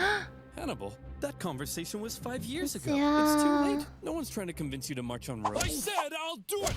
Quit nagging me. Oh, he's losing it. Hannibal finally marched on Rome, hoping it might draw the Romans away from Capua. The Romans saw Hannibal approaching their city, and they freaked the hell out. Hannibal is said to have closely approached the city walls, inspecting the defenses, as the Romans inside quivered in their togas. However, Hannibal probably knew he had no chance of taking the city. The whole thing was a feint, and Hannibal soon left. The Romans famously coined the phrase, Hannibal is at the gates, to describe a moment of crisis or severe desperation. But for accuracy's sake, the phrase should probably be, Hannibal is at the gates. But don't worry, it's just a feint to draw the Romans away from Capua. And it didn't even work, because the Romans stayed at Capua, and the Capuans misunderstood and thought Hannibal had abandoned them. And so, they surrendered the city. But apparently that's not as catchy. Despite a few successes, including an ambush in 208 BC, where Hannibal managed to kill Backfired. both consuls in one go, Hannibal was slowly but steadily losing his grip on southern Italy. Even Hasdrubal, who had fled Spain to join Hannibal, never reached his brother. He made his own dramatic crossing of the No, Alps, he thought he just as could Hannibal had done. too. But unlike Hannibal, the second Hasdrubal arrived in Italy, he was immediately pulverized. The Romans then took his head and threw it over the walls into his brother's camp. Hannibal was becoming extremely isolated. After his That's impressive so conquest of traumatizing. Spain, Scipio returned to Rome a hero. And when the election came for next year's consuls, despite not meeting the typical requirements, Scipio won in a landslide. But the question now was, what would he do next? All right, What's your plan then, Scipio? You're gonna go fight Hannibal now, right? Get this, Fabius. No. Scipio's plan remained the same as before. Don't attack the monster directly. Attack his base of support, which now happened to be Carthage itself. Interesting. That's right, Scipio would invade Africa. However, Scipio understood that any invasion of Africa would stand a much better chance if he could secure an alliance with one of the African tribes. Throughout the war, Carthage's far superior Numidian cavalry, which came from this part of Africa, had played a critical role in winning battles. Numidia was divided between two rival kings. In the east, the king Syphax had sympathized with Rome for much of the war, and so at some point, Scipio visited Syphax to ratify a treaty. It just so happened, however, that the Carthaginian general Hasdrubal Gisco, whom Scipio had fought in Spain, also arrived at the exact same time. And so Syphax invited Well, both this is Scipio and awkward. Gisco for a meal. The two men fought for Syphax's alliance, and by Roman accounts, Scipio was positively charming. Come on, Syphax, stick with us Romans. We'll build a naked statue of you. Very enticing. If you join our side, Syphax, we'll give you a 2% discount on figs. You like figs, don't you? Not really. Hey, Syphax, check this out. Wow! Hey, Syphax, check this out. Did he just defecate? I believe he did. Well, Scipio, you clearly are the most charming man in the Mediterranean. My alliance Listen, the is... other guy just Syphax? came back from losing a battle. He was already kind of deflated, and he's already smug after becoming a consul. This is just like they're in a different state of mind. You can't put them against each other. I'll let you marry my extremely hot daughter. Yours! Humana, humana! That's Unable the to twist. compete with Syphax's libido, Scipio instead made contact with Syphax's rival, the other Numidian king, Okay. Massinissa, who was a longtime ally of Carthage. Scipio told Massinissa, if you join the Romans, I'll help you defeat Syphax and You become told the that ultimate already. Numidian king. Oh, okay. And so Massinissa was now on Team Rome. Good job, Skippy. With a Numidian alliance solidified, Scipio prepared for his invasion of Africa. He raised a volunteer force that included many of the disgraced survivors from Cannae, and he set sail. Well, Terry, any news from Italy? Has Hannibal won the war yet? Who on earth? Oh, Here's Skippy! that is so creepy. The Roman landing sent a clear message to Did the he watch horror movies in Carthaginians. practice? You don't invade us. No. We invade you. For the first time in the war, the Carthaginian homeland was under threat, and the Carthaginians needed to defeat Scipio at all costs. They gathered a huge army led by Hasdrubal Gisco with allied Numidians led by Syphax, and they ordered them to get Scipio the hell off their continent. Sources say at this point, Scipio was severely outnumbered. Scipio? That army's huge. There's no way we can beat off all these men. How are we gonna beat off all these men? Vigorously. And while maintaining eye contact. As always, Okay. Scipio had a plan to deal with the larger enemy force. It just so happened that Syphax was offering to try and broker peace between the Romans and the Carthaginians. And Scipio smelled an opportunity. He sent a Roman envoy to Syphax's camp. And when they got there, Syphax was like, hey guys, welcome to the enemy camp. Just before we begin negotiations, a small safety demonstration. As you can see, our huts are made of grass and reeds. Very flammable. If there was even a single spark, this whole place would become a raging inferno, and all my men would burn alive. Very Okay. interesting. The Roman troops then reported back to Scipio about the Numidian camp, its construction, and most importantly, its flammability.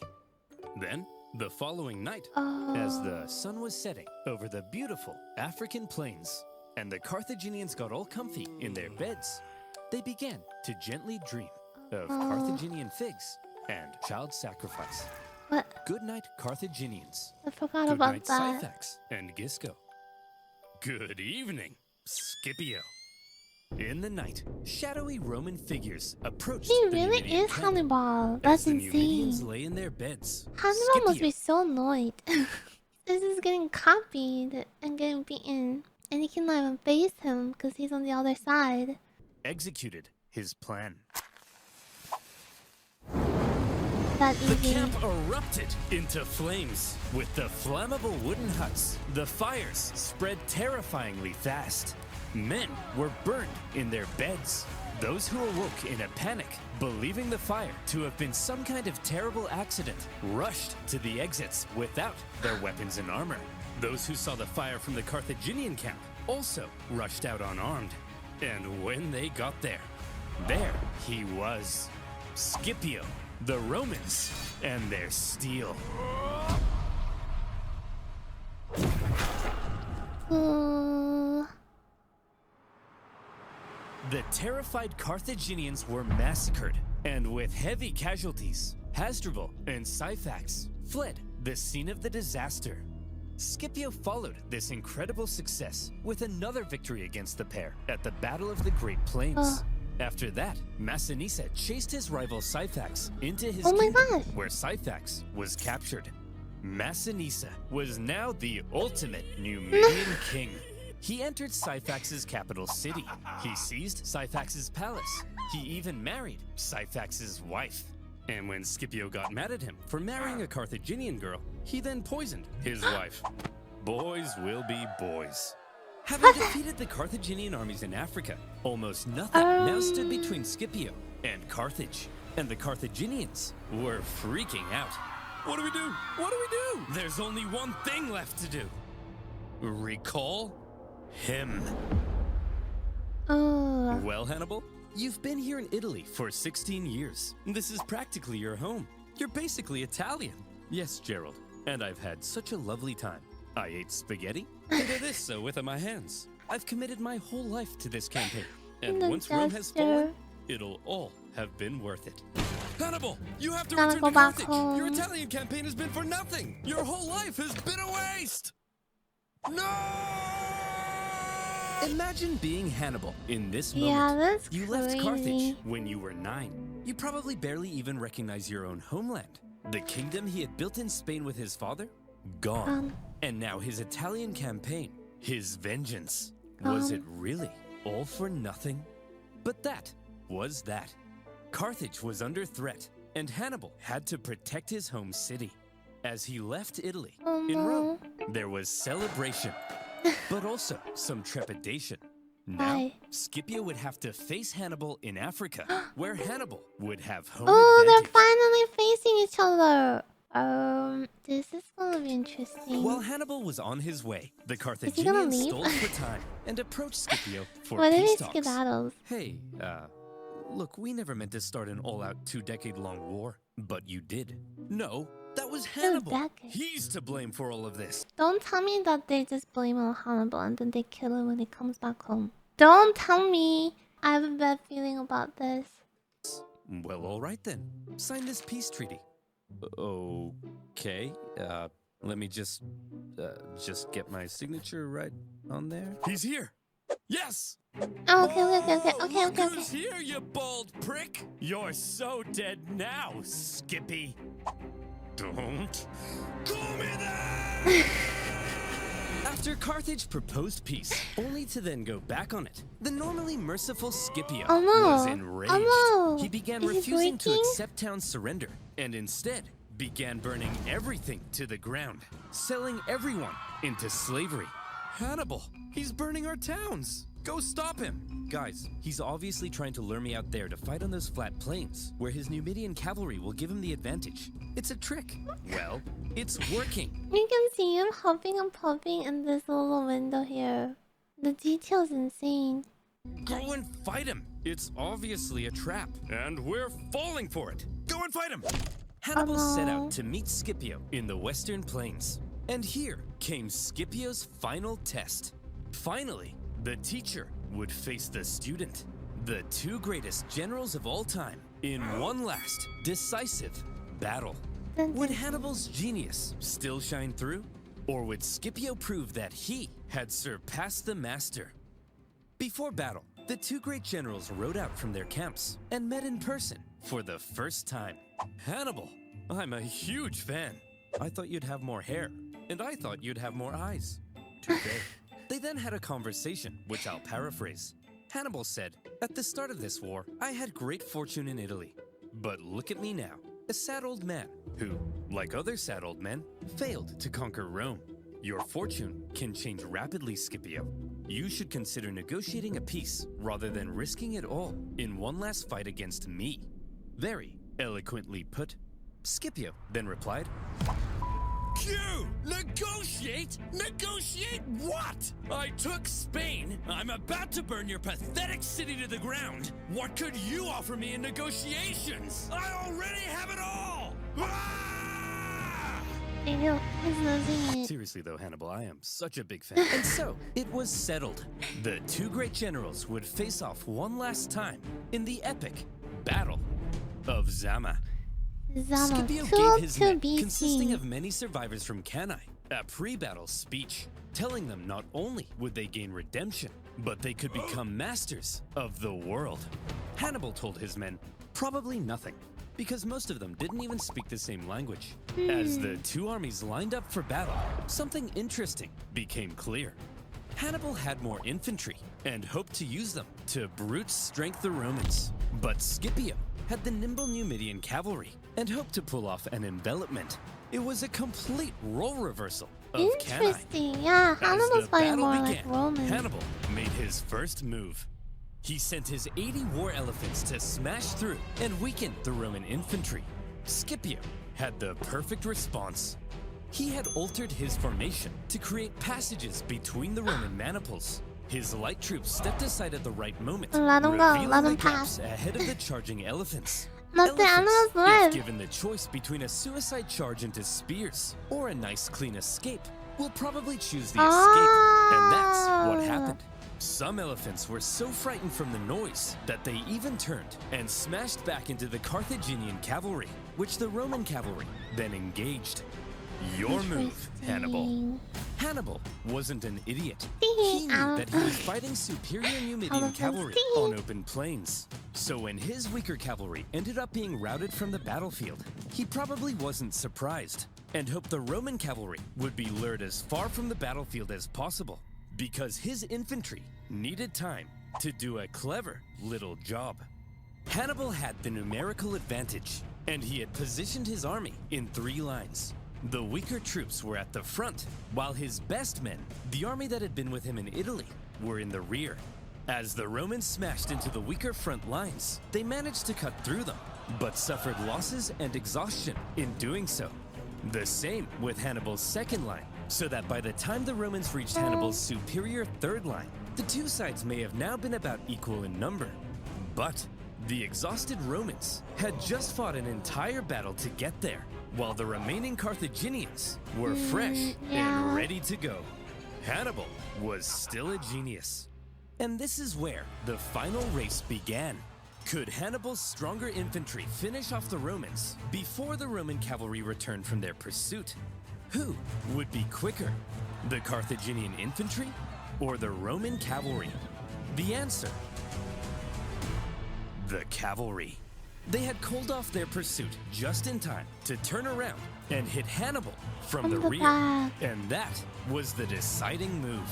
As the sandwiched Carthaginians were hacked to pieces, Hannibal knew he had lost, and he escaped the battlefield. It was a battle that some historians say was well fought on both sides. Both showed their genius, but fortune fell in the favor of Scipio. With just a few thousand Roman casualties compared to 40,000 Carthaginians, Scipio had won. Hannibal advised the Carthaginian Senate that it was time to surrender. 17 years of war, finally over. The terms Rome placed on Carthage were harsh. They lost territory and were prohibited from starting any more wars with anyone without Rome's explicit They permission. got so small. Carthage basically became a weak Roman client state. And what of these two military geniuses? Well, Scipio returned to Rome triumphant, For his victory in Africa, he was given the He title never gets a Scipio statue. Africanus. He had delivered Rome from an existential threat, and so, from here on out, he was primed to dominate Roman politics. He was even offered to become consul for life, but he humbly refused. Politics being what it is, however, jealousy eventually grew. Oh, Scipio no. and his family ended up battling accusations of corruption, and Scipio, possibly becoming tired of Roman politics, retired to a nice country house by the coast. Hannibal also took a leading role in Carthaginian politics Honestly, that after the sounds war, nice. but again, due to Get out jealousy, of there. factionalism, Just and the live your possibility life of arrest chilling. by the Romans, he eventually entered exile. He spent the remainder of his years out east, even advising enemies of Rome. Rome's hatred of Hannibal endured, and they never stopped hoping to someday capture the monster. One story is told of how when a much older Hannibal was chilling in the city of Ephesus, a Roman delegation was sent to the city, and in that delegation was Scipio Africanus. Are they gonna do the handshake? Place himself. Scipio then asked, "And what if you had defeated me at Zama?" "Well, Scipio, then I would have been the greatest general of all time. Please, call me Skippy." Eventually, around 183 BC, Hannibal, now in his 60s, came under threat of Roman capture. After a long life, he chose to take some poison. According to Livy, his last words, "Let us now relieve the Romans of the anxiety they have so long experienced, since they think it tries their patience too much to wait for an old man's death." Wow, Hannibal, what a dignified end. Gross. And there you have it. The Second Punic War. Finally done. It took 17 years to end the war. And on a personal note, making these videos has also taken 17 years off my life. Carthage began to recover from the war shockingly fast, however, and anxieties over Carthage would remain in Rome. In particular, one senator would begin calling for one last crusade against Carthage to end the threat once and for all.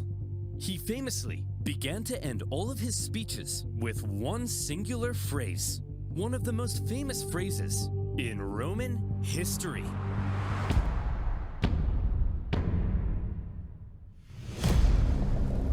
Carthage must be destroyed. That's scary. He's not satisfied. He wants them gone completely. What a way to end this. Clappy. For real, for this entire series. It was so educational and so fun to learn history this way. Clappy, thank you for watching together.